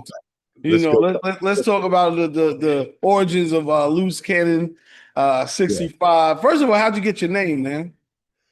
It just generated from just my attitude and my rap style, man. You know what I mean? It was calling me Loose back in the day, playing ball and all that, and then it evolved to Loose, and then I put the cannon and the 6'5" at the end. And yeah, this describes me and my style. Nah, no doubt. So music, man. Yeah. What they saying? What's that movie? Yeah, how did you fall in love with hip hop? How did it start for you? How did this music game? Where did it begin? I fell in love with hip hop walking down the street. I used to pass by this dude's house on my block on 22nd Street. Big up to Irvington 22nd Street. And I would pass by his house, and I would always hear music coming out the house. You know what I'm saying? Like hip hop. I remember I heard Dougie Fresh's record coming out of there. So one day I walked by and he saw me. I was a little kid and he was like, "You want to come inside and see?" And I was like, "Yeah." So he took me inside this house that I always heard music coming from. And lo and behold, he was standing there with a Newmark mixer and 2 Technique turntables. Y'all remember the Technique turntables? When I saw that DJ setup and his dude on that mic, that's when I fell in love with hip hop, man. Bingo. Yes. Shout out to Jersey. Now, what part of Jersey is this? Newark? Newark, Brick City, Newark, New Jersey. Yeah, I heard you say 22nd. I'm like, all right, this sounds like Newark. You know what I mean? Absolutely. And Newark's hip hop history is deep. Very deep. People, it is like a 6th borough. It is like, Newark is definitely, and one thing I respect about Newark is that not only is it black, but it always had its own black venues and it supported hip hop when there were other places that wouldn't. Newark was actually doing that. So and speaking of the city, I just did a record a few months ago. I don't know if y'all know that Lords of the Underground, Pray Kelly, Do It All for Lords of the Underground. He is the councilman of the West Ward of the city of Newark. And he is literally the first multi-platinum MC that's been elected to any government official in history. And we have a song together called My City, Welcome to Newark, New Jersey. Shout out to that. Yep. Shout out to him. Shout out to all our hip hop pioneers getting into politics. I think it's important. We need them. I agree. I totally agree. Yes. Well, let's talk about your new single. Let's get into that real quick. Tell us about Anywhere You Want. I heard you say it's doing well on radio. Man. Give us the motivation behind it and your inspiration to make it.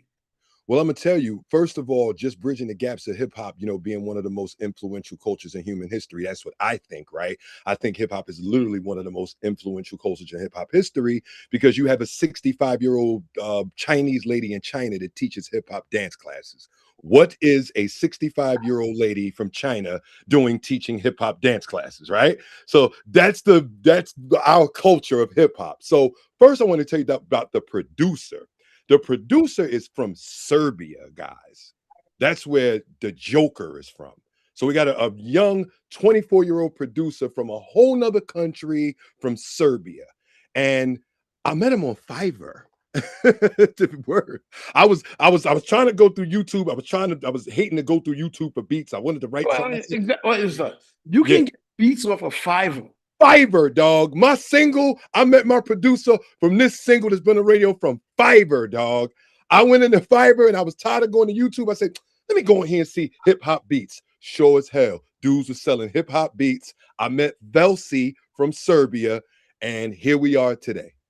I think that might be today's been one of these mind-blowing days where we started the conversation off today, started talking about credit and how to build. It was crazy. It was great.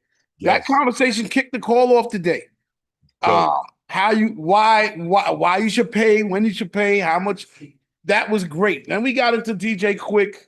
And that went crazy about music. That was crazy. I listened to that. That was crazy. Especially the part where he boned them two girls raw dog. That was crazy.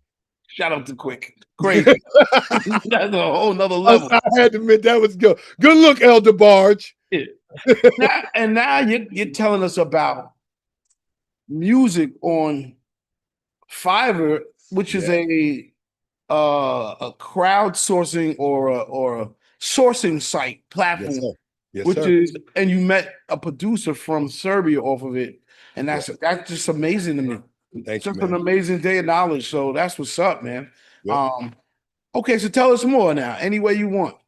Any way you want. So yeah, man. I got with Velsi from Serbia. He gave me the beat. And then I was in the Engine Room Studios. Big up to the Engine Room Studios, Scotty, Face the Melody, everybody up there.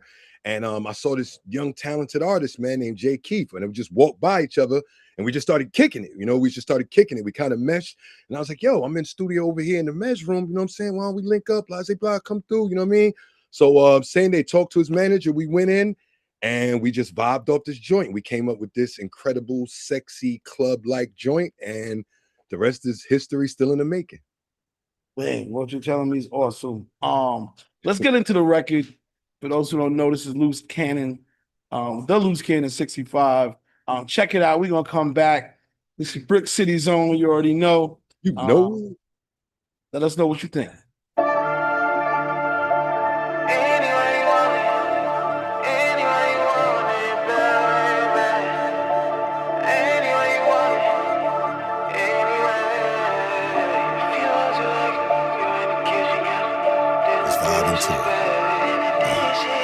Give me a little more power behind the mic. Anywhere you want. If you want, girl, like you in the kitchen, got your baby delicious, baby. Anywhere you want. Flip your body in these different positions. Anywhere you want. Tell me that it's mine when you taking all these. Anywhere you want.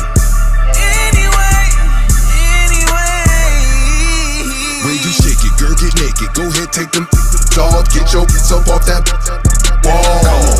This a party, I got Henny, got Bacardi, little Remy. Now she got me throwing hundreds and that's worth every penny. It's looking pretty ugly, all these pretty, what's she saying? All these pretty toes, I just wanna pick her, I just give the and go. Said her girlfriend wanna, I call that pick and roll. Now it's getting hot, baby, take it off. What you getting dressed for? That's gonna make it. Go ahead, baby, shake that. Let us see the rest of it. Show us what your mama gave and what your daddy helped her with. Anywhere you want. If you want, like you in the kitchen, baby, delicious, anywhere you want. Flip your body in these different positions. Anywhere you want. Tell me that it's mine when you taking at least. Anywhere you want. Anyway.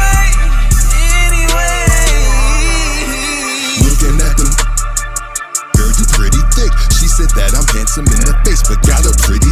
About to climb that mountain.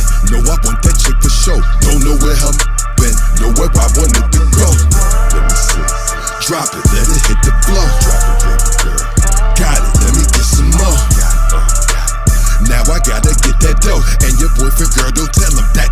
Ain't gotta know. Keep it poppin', ain't no stop and go. She said, dim the lights and then close the door. Me and baby girl about to get involved. I start with her, but man, you know I'm trying to more. Anyway, you know. If you wanna, you in the kitchen, got you. Baby, delicious, anyway, you know. Flip your body in these different positions. Anyway, you know. Tell me that it's mine when you taking all these.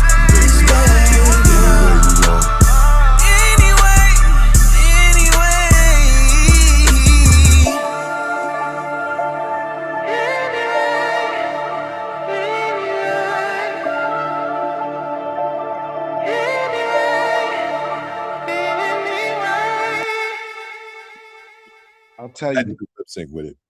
Shout out to the music and wow, that's what I'm talking about. Got the loose cannon in the building. Sir, you know. Crazy. So is this a single that's standing alone, or this a project that you're actually putting together an EP album? What's the release strategy? First, yeah, they were singles, man, but now it's gonna be all on an album. I got an album coming out, man, latter part of the year. It's titled Big Unk. You know what I mean? And yeah, it's one of the songs featured on that album, man. Dope, man. I definitely think like the local DJ scene from Jersey City, Elizabeth, Newark. What other parts of Jersey? Irvington. Shout out to Don't forget about Trenton. Camden. You know what I mean? Yeah, this is DJ Cuddy. Plainfield. Oh, come on. You can't Bloomfield, East Orange. Come on now. Now you talking. Yeah. The DJ listening events. I feel like you need to have you planned on putting together an event around a single in Jersey? I mean, I need to. Yeah, I feel like that's one of the things to do, get everybody excited. And not for nothing, it sounds like a strip club type of record. And Jersey got spots that be popping. Maybe it's that type of a DJ party. You know, I'm just being politically correct. Hey, listen, we love them parties. But I'm just saying, it could be that. It could be, I think, a pretty damn good event. You know, I think that would be dope. Just to get even more local support. You know, because you got a lot of DJs that are there that they probably don't know yet. So you got to put them on with that. You know what I mean? If anybody got questions, where you got the loose cannon in the building. Any other records that you plan on releasing to sort of support your upcoming album release? Yeah, we got a banger right now, man, called Bilingual with my brother Mateo Official, also from Newark, New Jersey. It's a Spanish and urban record mix called Bilingual, which is super crazy. I got this joint too. The album is crazy. I got another joint that y'all gonna love. I got a joint called Estrogen versus Testosterone, because I believe as an MC, we're lacking on those story rhymes. So I wrote a rhyme, true story, about me competing for a girl over another girl. Let me tell you about this chick I've been trying to hit. She confused. She choosing between pussy and dick. The girl that want her, all she do is be cock blocking. My boys tell me shoot my shot, but she be shot blocking.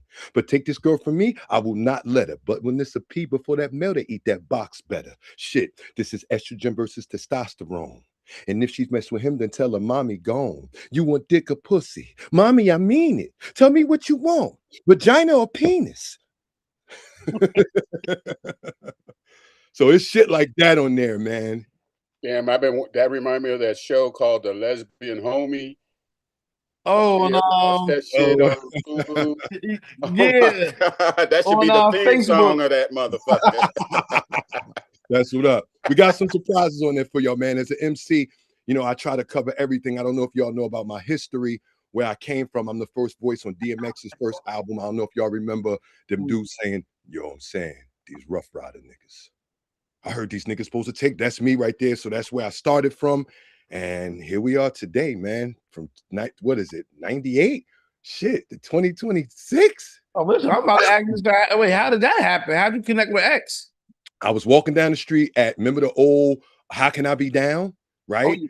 So I was at the How Can I Be Down, and I'm walking by this fucking MC battle. And it's these MCs in there battling. And back then, I would walk down the street yelling, Mike fight, who want a mic fight? That's how intense we was at the battling circuit at that time. So I seen this dude in there, he rhyming. So when I went into the bar, what it was is that when you pass by the bar, you see the artist's back, right? And you see the crowd facing you because it was a stage, but it was a window by the stage. So you see the artist's back. So I walked in, and this dude got on the shades and he rhyming, taking everybody out. So then he goes to pass the mic. He puts his shades up and he goes to pass the mic. When he went to pass me the mic, CL, like 30 hands went to grab the mic. So me being a former basketball player, I took the mic and I grabbed it like this and I went like this, like, you know what I'm saying? So nobody could get the mic. You know what I'm saying? They was like, yo, let big man spit. Let big man spit. I spit some, hit him with a 16. This dude put his shades down, hit me with a 16. Pull his shades up, pass me the mic, and we went back and forth.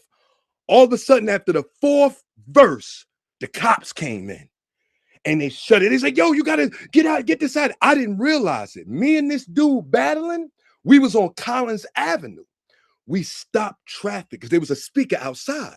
So the traffic stopped. And when I turned around and looked at the crowd, it was thousands of people out there watching me and this dude battle. The cops came and stopped it because we had stopped the traffic on Collins Avenue doing How Can I Be Down? Can you imagine? I go outside, these dudes give me this card. They say, yo, we like how you rhyme, yo. We managed the locks. They gave me a card and it had Rough Riders on it. Never heard of Rough Riders before. Never heard of them. He said, yo, we managed the locks. This is our new artist, DMX. Nobody ever knew him either. And he said, yo, we want to get with you this. And I was like, yeah, cool, whatever. Took the card, ain't call him never. Never called him. Until next year, my man was telling me, yo, that dude you battled is on the song with LL. I'm like, man, I know everybody I battled, dog, man. He wasn't on this. He's, I'm telling you, that was him. So my manager at that time was working for Def Jam. She said, listen, he's performing tonight with LL in Washington. Why don't we drive out to Washington and see if that's him? I said, I'm telling you, dog, that ain't him. I know who I battled. We get to Washington. I see the nigga on stage. I said, oh, shit, that's him. He said, I told you that's him. I told you that's him. So I went backstage. I said to him, I said, yo, dog, you remember these dudes battling you last year in Miami? He was like, there's a lot of people battling down there, dog. I don't know. I said, yeah, but it was one nigga in particular. He looked at me. He said, the kid from Jersey. Nigga, we've been looking for you. Come on. And that's how it went. Wow. That's crazy. Word. That's crazy. That's hip-hop history.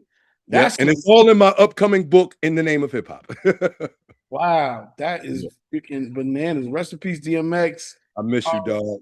Thank you. Story, and that's why I'm man. here, CL. That's why I'm here, because 2 years ago, X came to me in a dream, and I know the difference between a dream and when somebody is visiting you. And he came to me, and I wasn't doing shit. He was like, why you not rhyming? Why you not doing nothing? You could do this shit. Luce, you sitting around, you ain't in the studio. And he came to me just like that. And now, since then, he was right. I got back in it. And look where we at, man. We on with Digiwaxx right now. Nah, that's what's up. Moving and grooving. Shout to D-Train. I know you're getting the record going. Yeah, we gotta get you going on this side too. Because definitely, I don't see why not. Let's introduce you to some people. I talked to D-Train about that event. I think that will help a lot. Just bring more energy to the project. I appreciate it. And that's what it is, man. You got Loose Cannon. Anybody got anything they want to say? Any questions? Any thoughts? Any feedback? Any what do you call it? Constructive criticism? Feel free. He's here right now. The Loose Cannon. Anything anybody want to say? Yes, sir. Yes, sir. Okay. Nobody got nothing they want to say. It's all good. All good. C Styles, anybody? No news is good news too. No, shout out to Bionic. Bionic, go ahead, brother. Yeah, I'm interested in the whole Fiverr thing, right? Yes, sir. So, again, I totally understand going different routes. A lot of cats were on BeatStars, a lot of cats were on YouTube, and those things tend to work out. Sometimes they do, sometimes they don't. I've worked with artists that cop joints off of BeatStars, and lo and behold, they got the same track that 8 other niggas got. You know what I'm saying? Yeah, man. And so, without, telling all your business or, whatever, I'd like to know how, like I said, that whole Fiverr thing kind of, you told us how it came about, but like the process of it from a business standpoint between you and the producer and everything on those matters. Well, of course, Fiverr was like the middleman, right? Sort of like a Uber type of thing. And when we did the first track, we did it through Uber, and then we just started talking on WhatsApp. And he was like, "Listen, Uber, Fiverr is taking a lot of my money, and it'd be best if we could do it. Don't tell Fiverr, nobody tell Fiverr this." But we, of course, went around them, and we just formed a relationship ourselves through WhatsApp. And we just been rocking, rocking ever since, man. And you're right, it's hard to go off YouTube and things like that. Because let me tell you, with these beats, man, these beats are like my women.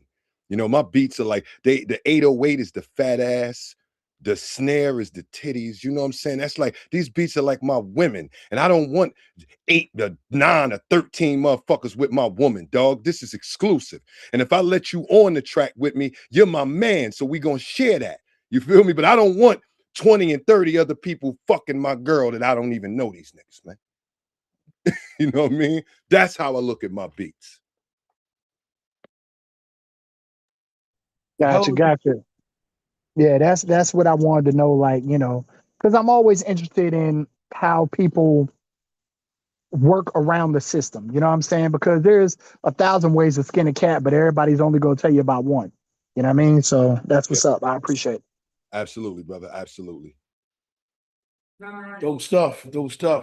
Well, listen, the Djservicepack is up on Digiwaxx, clearly. We gonna definitely continue to support that. CL, can I say something? Oh yeah, go ahead. What's going on, man? This Ace, brother, how you doing? Ace, what's good? What's going on? What's wrong with you, man? I just wanted to say, man, Train sent me that other record. Fire. Absolute fire. He got some heat, y'all. He got some heat. I'm the digital guy, so I just want to say, I know a lot of I knew where homie was going with that, with the Fiverr thing. These platforms, you can use them to meet people all over the world. And that's what I try to tell people to do, is like, don't be afraid to use them to meet people. Yes, you have to vet people, of course, vet them and let them know, listen, bro, I want to do some custom work. You know what I mean? I don't want the beats that you got up on the website that everybody's leasing 500-600 times. But what's crazy with that is nowadays it's almost like may the best song win, which is absolutely nuts. To have 15 different songs with the same beat, but that's crazy. That's where we're at. But I just tell artists, listen, if you're not into that kind of thing and you find a producer who's talented, just let them know, listen, bro, I want to build a sound with you. I want something custom. You never know who you're going to meet on these platforms. Don't ever look at these platforms as like, yo, these people aren't qualified. There's a lot of qualified people that are on the platforms in different parts of the world that we're not even thinking about. Yes, sir. But they love our culture, you know what I mean? And they're really authentic. So to hear that story, listen, I tell artists every single day, don't be afraid to go online and find what you're looking for. It might be somebody that's not down the block. You know what I mean? They might be don't be afraid of that. You know what I mean? And then build that relationship, even if it's through Zooms or whatever it is. Yes, sir. You never know. Because the dude that did Trap Queen for Fetty Wap was, you know what I mean? And they had that legal battle for so long. That track, somebody else had it. That's what that legal battle was about. So you want to see, somebody else had Trap Queen, and then it's what, 20 times platinum or something like that? Like, it can't happen. You know what I mean? So you just want to let them know, hey, bro, I just want some custom work. And it sounds like that's what you did. I love it any way you want it. For the video, thank you for doing everything with the video. No problem. Thank you, brother. Thank you for directing us on that. Thank you. We appreciate you. No problem, bro. No problem. And let's keep going up. Absolutely. That's all I want to say, CL. Ace, real quick, were you talking about the bilingual track? Which record was you? Because I want to play the bilingual track. Yes, sir. Whoa. You got it? Yeah. Let's get into it. Why not? Yes, Old School. sir. We're gonna play it right after DJ Old School. He has a question. Go ahead, Old School.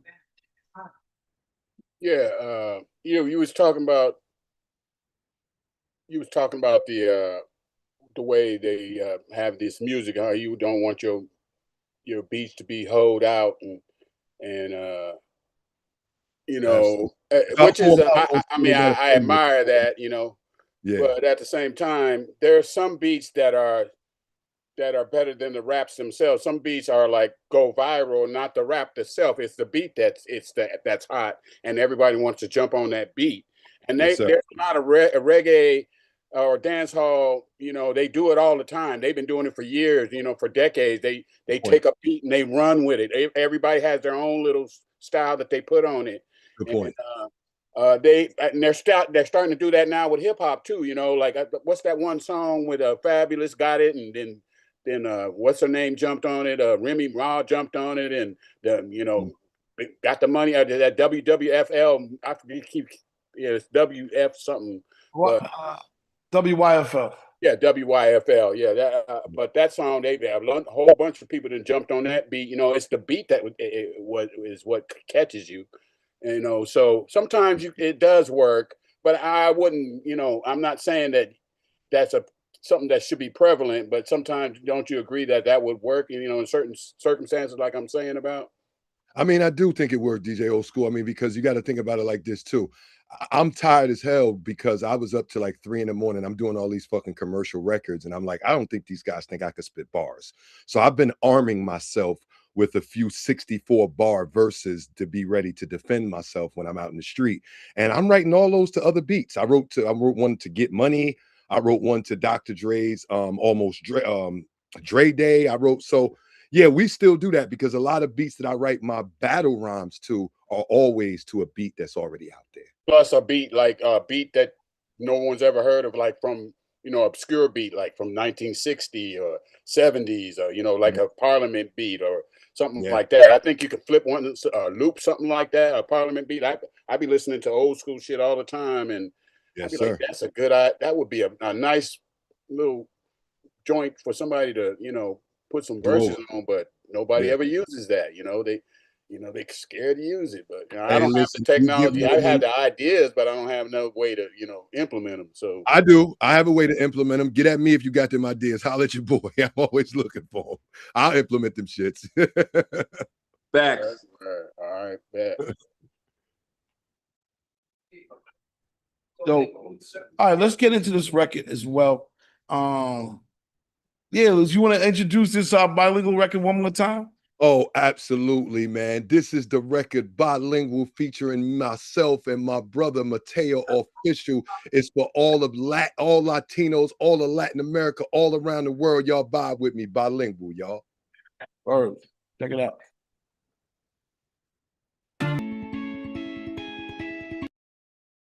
Bilingual.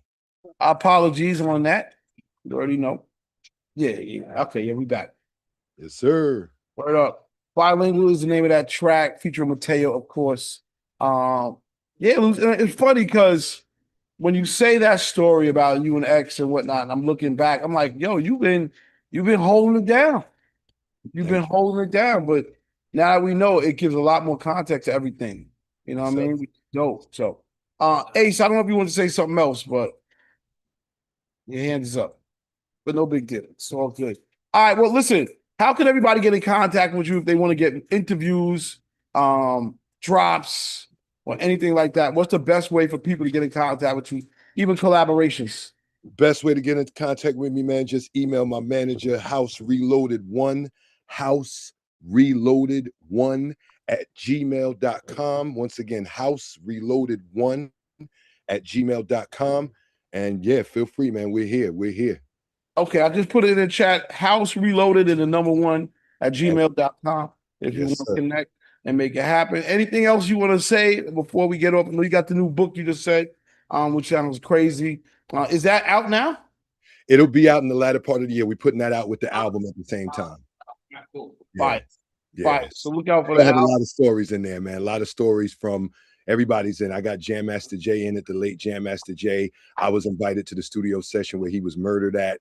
That was a whole story there. Chris Lighty's in the book. Old Dirty Bastard. I mean, let me tell you, I'll just tell you how my hip hop career has been so you guys understand. Imagine going to an NBA All-Star game, having courtside seats, and in the third quarter, you can go in and play with them. That's how my rap career has been. I've had courtside seats to some of the greatest MCs ever known, and I got to get in the game and play with them too. So that's how my career has been, and that's how the book is going to be. Bar drop, fire. That's dope. That's a great way to be, man. I sort of feel like I'm a little bit safe. I just don't rap. You know what I mean? So I like Spike Lee and shit. I got mad. You know, I got seasons of being on the course side. You're a legend, dog. You're a legend. I feel like I deserve a ring too, you know? Absolutely. Ace, did you want to say something or you good? I was just gonna say, y'all gonna wait for the album to drop that? What, bilingual? Yes, sir. Nah, I mean, House and D Train on the phone right now, so I think some pivoting is about to happen already. I can hear them talking.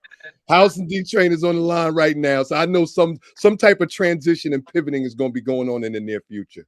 Oh, good. I'm on standby, brother. I'm on standby. It's been a pleasure working with you for It's been sure. a pleasure working with you too, Ace. God bless you, man. You and your family. Thank you so much. We really appreciate it. Oh yeah, no problem. No problem. Yes, sir.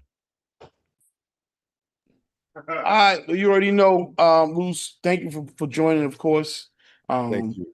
Definitely, everybody again, man. Support, show love. This is how we do it.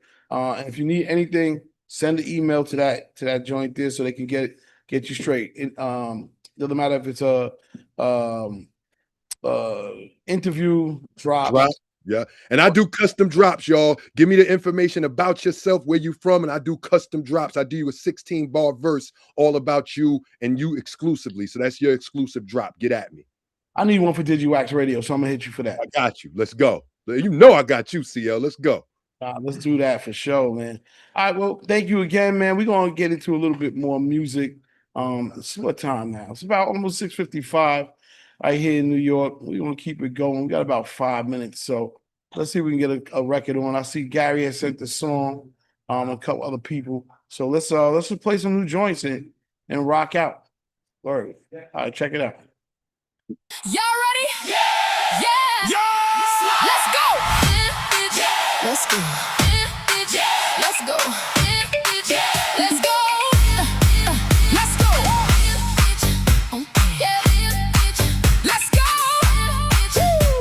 Yeah. Let's go. Clack your fans, let them snap on time. Step to the left and that fall in line. Bring it back smooth, don't rush the ride. We vibing together on the south side slide. Dip it low, down, hands up high. Slide to the right, let it glide on by. Keep it tight, don't break that chain. Whole line dancing like a soul train. Slide, side to side. Ride that groove, don't break stride. Step up, step back, nice and slow. Trail ride rhythm, feel that flow. 1, 2, 3, 4. Clack them fans. Clack, clack, clack, clack. If you feel good, wave your hands. 2 step forward, 2 step back. Bend it low, yeah, work it like that. Turn to the left, walk it out clean. Boots on the ground, keep it country mean. Hop one time, now shake it loose. Let that rhythm hit, no excuse. Turn again, stay in line. 5, 6, 7, 8. Freeze one time. Slide, side to side. Ride that groove, don't break stride. Step up, step back, nice and slow. Trail ride rhythm, feel that flow. 1, 2, 3, 4. Clack them fans. Clack, clack, clack, clack. If you feel good, wave your hands. Lean back, lean back, lean back, lean back, lean back, lean in. Bounce one time. Do it again. Lean back, lean back, lean back, lean in. Bounce one time. Do it again. Crab walk. 1, 2, 3, 4. Crab walk. 1, 2, 3, 4. Trail ride stepping, give me more. Drop it down.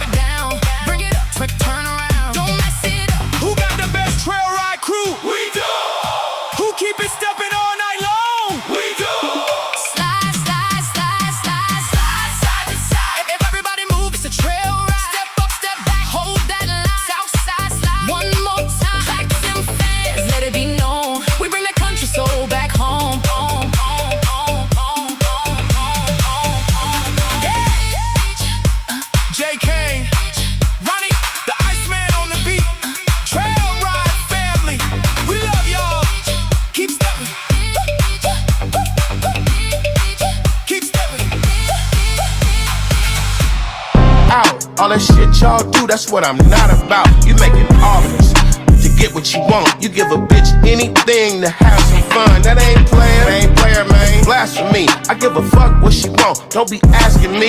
Here's my wish list, bitch. I want it all. Give me everything you got and watch me ball. I'm the 2SHORT. Tell a bitch if you ain't got it, don't be calling me. Cause it costs a lot to be my friend and I don't need no holder. So many lames in a bitch face. We running out of space out at Rich Place. See, we charge and check, but never ever sweat. Keep a long leash on them, don't break they neck. They can roam about the earth and do they thug, but when I whistle, this bitch better do her dug. See, I'm a capital P, a player, not a hater. Never underestimate the OG. I'm a skater, clever on beats, rich in person, whatever the fuck I'm doing. Bitch is working, been at it for a minute, so my game's extended. And the rumor ain't shit unless my name is in it. Now I'm fucking around with Young Bari and Spence, and if she don't make dollars, she don't make. New Music Wednesdays, man. That is called That's a Player Remix, featuring Young Bari, Bid Spence, E40, Too Short, and Richie Rich. Is Gary on? I guess he ain't on no more. We just playing records. I like that joint. Word. Has some flavor to it. Excuse me. And before that, Mike Lee had sent that record in, which was JK Southside Slide. So, Mike, you want to say something about it real quick?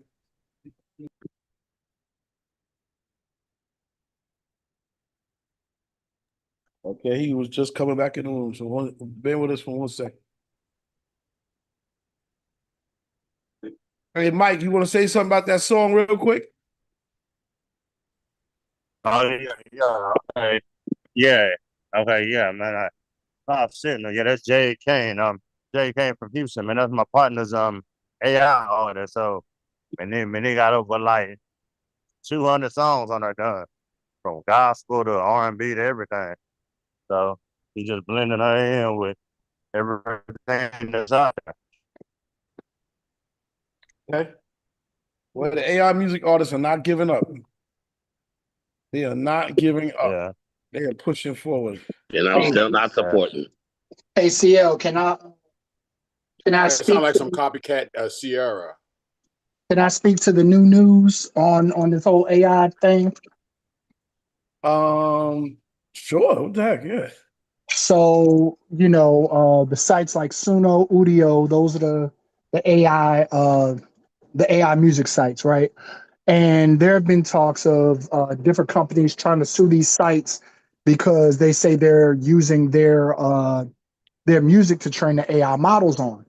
And of course, they're trying to refute that stuff.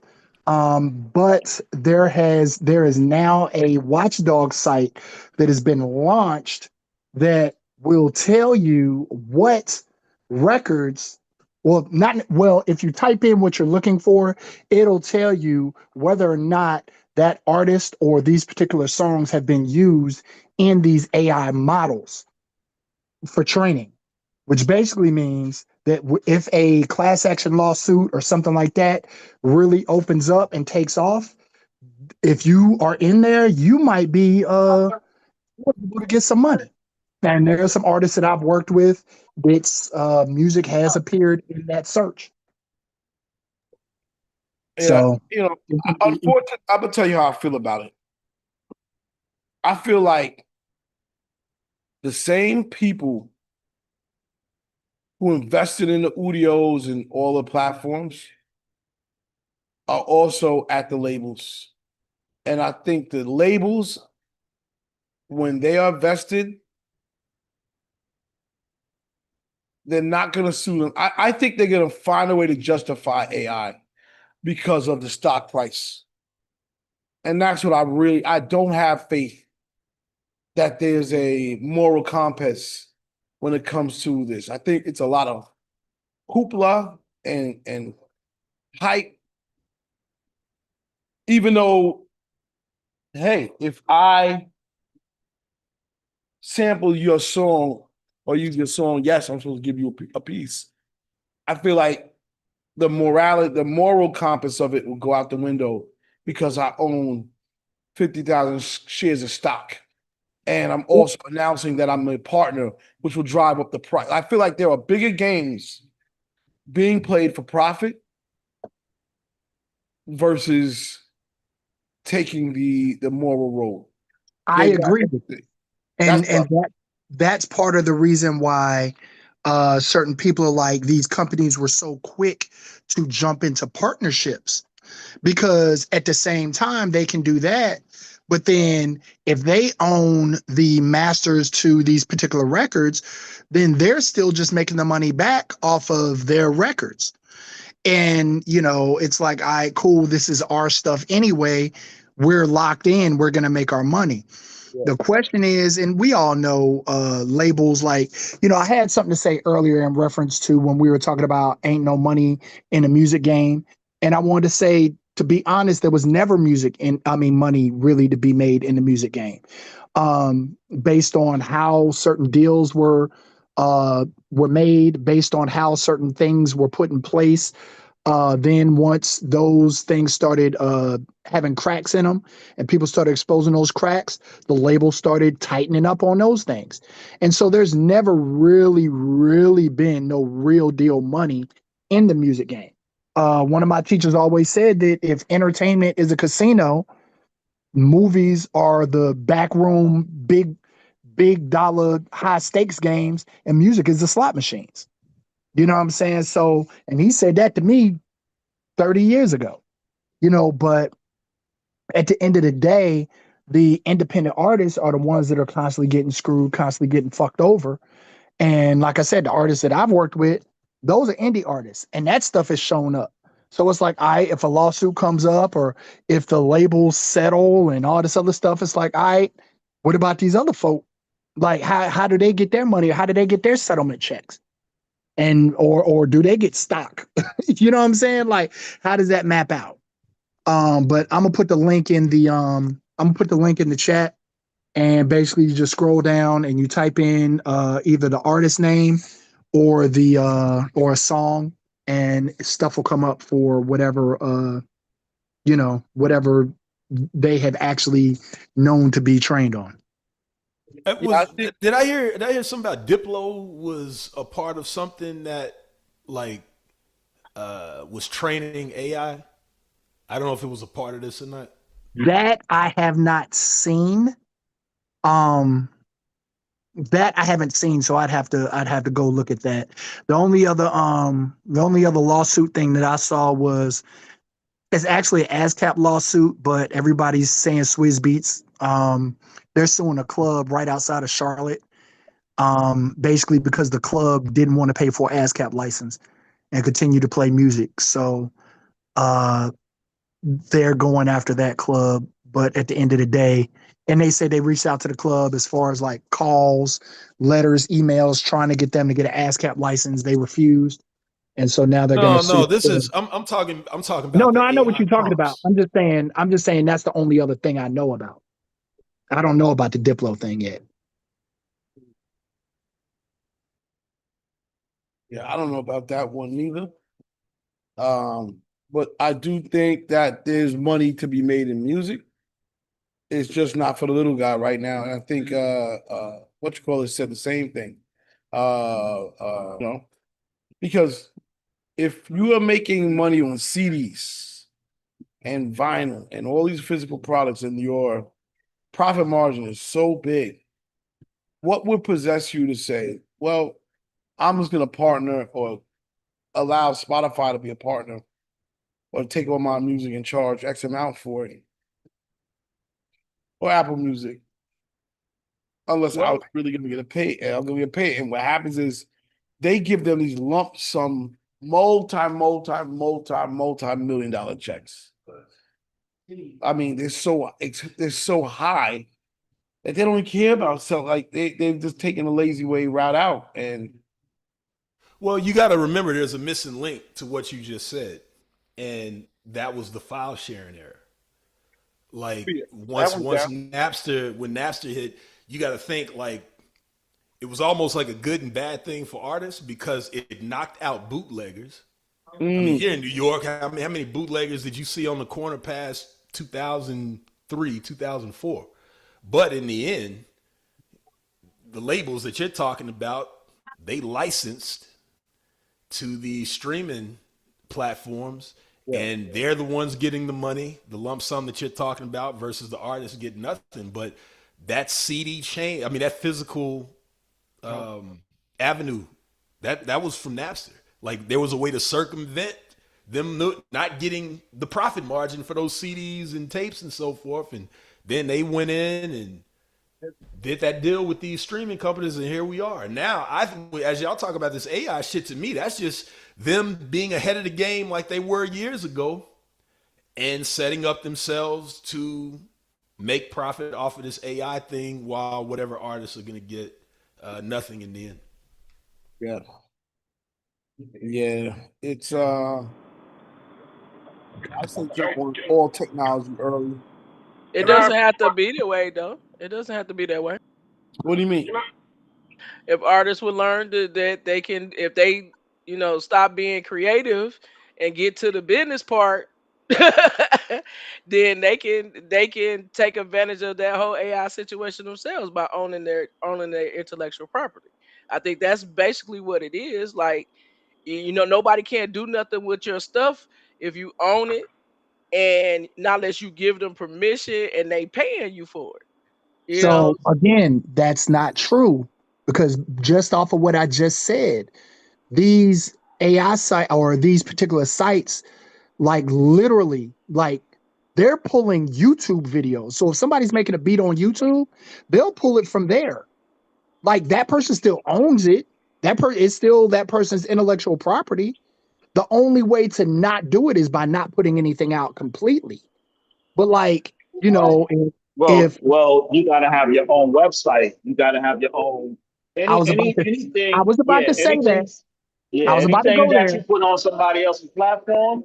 Ain't yours in the first place. Anything you put on Instagram, Facebook, on these it's not platforms, yours. it's not yours anyway. Hold on. Both of you are correct. But we've also had this discussion where, again, a lot of this stuff is easier said than done. If you like how people will come to you and say, how do I build a following? And you could say, oh, all you got to do is this.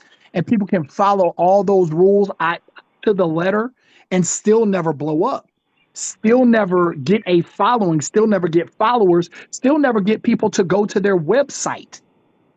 You know what I'm saying? Like, if you're not going to put anything on these social platforms, cool. Well, how are you reaching people then? You know what I'm saying? Like, legitimately, if you don't want to reach them through the social platforms, are you like literally hand to hand out in the street? You gotta hit them. You gotta hit the ground running. It ain't like you can't hit the ground running. How many people can you hit the ground running and talk to day to day? And that's what I'm talking about. Like earlier when a couple of months back, we were talking about, hey, there's another outlet, like put your stuff on your own site. You know what I'm saying? Have your own stuff, direct to consumer. And then I said, well, how do you put the records out? How do you promote the records? How do you get people to listen? Because again, like TikTok, and they got the sounds and all this other stuff, and these joints are taking certain people and catapulting certain people. I'm like, certain people will use Shazam, and you can't get on Shazam if you're direct to consumer. CL said, well, there's this website over here that does the same thing. I said, bet. Now you got to convince people to get on there. So how do you, like, you're fighting 8 different fights on the front line? Bionic, you don't have to do that. You don't. You can do when you put your stuff out and have your business together. You can do what you want. Okay. It is up to you what you want to do. You, like, for example, Tragic, one of our artists here, before he decided to put his stuff out on streaming, he put on Even did a direct to consumer first. You can do that first. You don't have to rush to streaming. How did he promote on Even? How did he promote his stuff on Even? Oh, he didn't have to promote it on Even. He was doing all the other promotion around it. He was letting people know that he had his album. Okay. He's always done that. So I'm gonna give you same way you just did and gave me his example. I'm gonna give you my example. Okay. Even as direct to consumer, Bandcamp is direct to consumer as well, correct? Yes, it is. All right. All my projects are on Bandcamp right now. I dropped a single the beginning of Gemini season, May 21st. Okay. To this date, I've sold 4 songs. On Apple Music, I have right around 500, 600 streams of that song. Now, if I would have not put it on Apple Music, and granted, yeah, me selling four copies of that song at $3 is more than I'm getting off of streaming. But at the same time, how many people is that reaching? You feel what I'm saying? But and is so you getting I your own butt it. out? Is you out promoting yourself? Yes, I promote my shit every day. All right. Okay. So you know how on Facebook and on your birthday, people call you, text you, wish you a happy birthday? Every single person that did that, every single person, I reached out to them and told them, hey, I got this new record. I do this every year. Every year, that's why I always drop a song in April or May, because I know I'm about to do this. Every person that hits me and says, yo, happy birthday, I hit them up with, hey, appreciate it, thanks. Hey, ideally, you know what I'm saying? If you could spend $1, $2 to go ahead and buy my record, I greatly appreciate it. Every year. And then I do a mass post thanking everybody that wished me a happy birthday and saying, hey, don't forget I got this new music out. That's not enough, enough, promoting? bro. That's But promote, but is that's that not promoting? Yes enough, or no? bro. You So, what you can but do with again, that record, you can do a birthday party, do a birthday event, do exclusive, and matter of fact, family. don't even put it on Bandcamp. Good, it's almost Before over. you I'm about to tell them. I'm gonna let them go. Okay. I gotta. go ahead and see it. My bad. We about to wrap it up and get over here. I wasn't trying to stop y'all. Y'all go continue on. I'm just gonna put myself on. Nah, but what I'm saying is, beyond it, you gotta come up with multiple strategies. It's not just one strategy. If you just stuck in your mind with that one strategy, no. And because you're doing it outside of the platforms, that means you have to grind a little more and come up with some more creative concepts.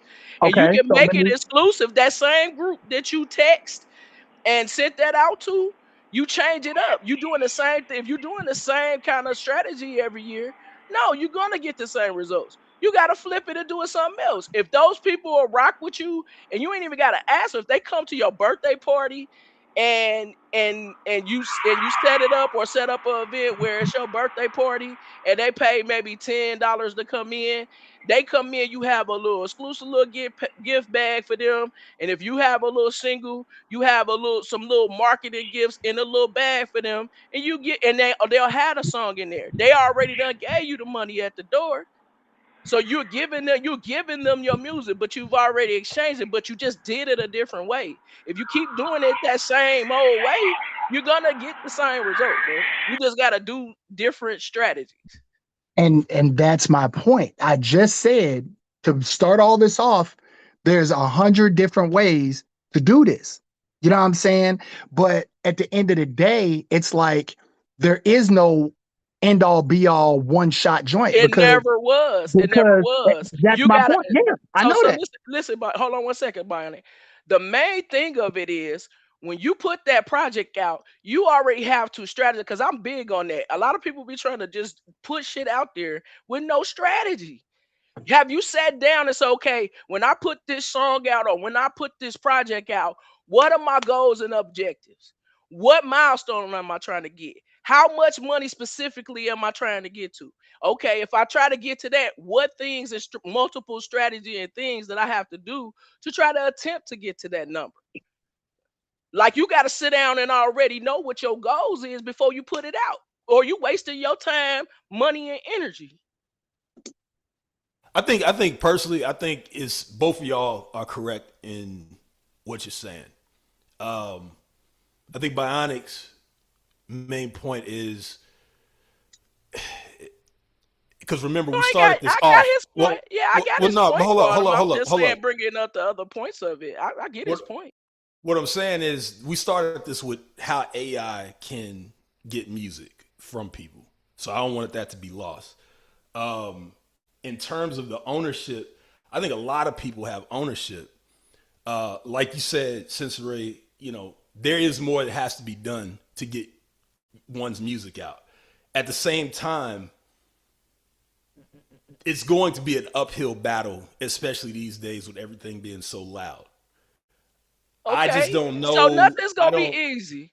Not making $1 million ain't easy. Making money, Right. like it's not gonna be easy, bro. Like I need y'all to be a little more optimistic because it's doable because people have done it.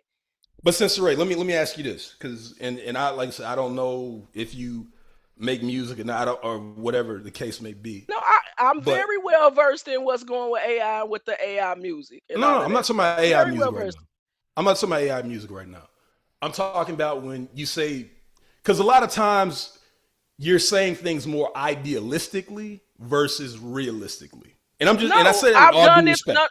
So Quantum, so you saying that, but you don't know the experiences that I've been through. I'm saying so that's why I was about to ask. That's Sensei, you gotta let me land. Because that's why I was about to ask you, like, what when I said if you make music or not, that's what I'm trying to understand. What projects or music, whatever the case may be, what has worked?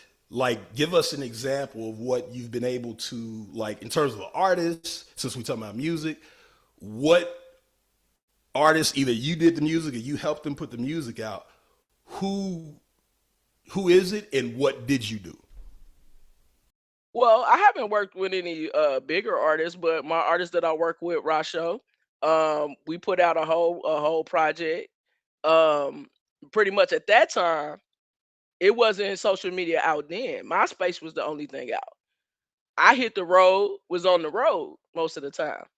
And even now, I'm an IT head. I'm all for social media stuff, but you still got to go see people on the ground. So that's what so that's what worked for me.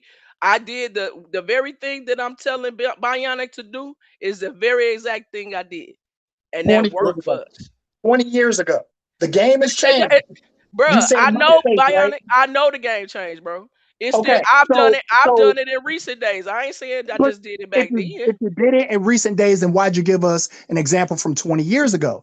I could tell you something from 20 years ago that worked for me back then, because back then I used to get 500 to 1,000 for a beat. Well, that wasn't my only time, Bionic. Like I had a couple of experiences where I've done it. But why was that your go-to then? And no, I didn't say that was my only go-to, because I still didn't go as far as I needed to go to even push that project, because I was still at that time I was still new in it. But I'll say most recently, like I put it a bit together for Indy 500, probably like maybe about 5 years ago or so. It hasn't been that damn long. And I did the same thing. I had people come out. I had drink tickets. I had T-shirts of all sizes. So when people came and bought their tickets, you know what I'm saying? They had their shirts. They had some tickets. Had a wonderful time. I had artists come out. It was a nice crowd. I made money at the door. Made ticket money. All of that. And I was able to give them that music. And I'm already making a profit from it. You just have to put the medicine and the candy is what I'm saying. You got to do that anyway. But Sensei, this is what, and I guess this is kind of my point, right? Because like, and I don't, because I can sit up here and tell y'all a bunch of stuff, and because you didn't see me do it, it's gonna be just in one ear and out the other. You know what I'm saying? And like a lot of things that you're explaining, like let's just use the 5 years ago example. With my group that I manage, we did a ton of that. Getting venues on our own, getting people to come out. There was no profit in it though, but we grinded hard for years. The point that Bionic is trying to say is, and that's the point I agree with Bionic on, because like I said, I think both y'all got good points, is it's not always just as simple as, hey, go as you put it. It's never gonna be that simple. I understand things are not easy, but it's never just that simple. There's always gonna be some other factors that we don't see, just people on the ground, people on this call, that are helping people get to the level of where these AI prompts are finding your music wherever and using it. Because I'm, again, trying to go back around to the point we started this with. where people are not able to, or I'm sorry, have to have an option of, do I own my music or do I put it out there to the world? Which one do I do? Which one is going to be more favorable for me? We've had that conversation before. You can own 100% of nothing, you know? And so I think that's more what Bionic is saying in terms of what I agree with you on. Yes, you got to do more than just a text to somebody about music and so forth. You're gonna always have to do more, but that does not guarantee anything because there's so much out there. Quantum, let me be clear. Because remember, we're talking. So of course, nothing is ever simple as what I'm saying it is. You have to put other stuff around that. So don't get it twisted. Just because I'm telling you what I'm telling you, I'm not saying it's not gonna be easy, but I'm one of those people who,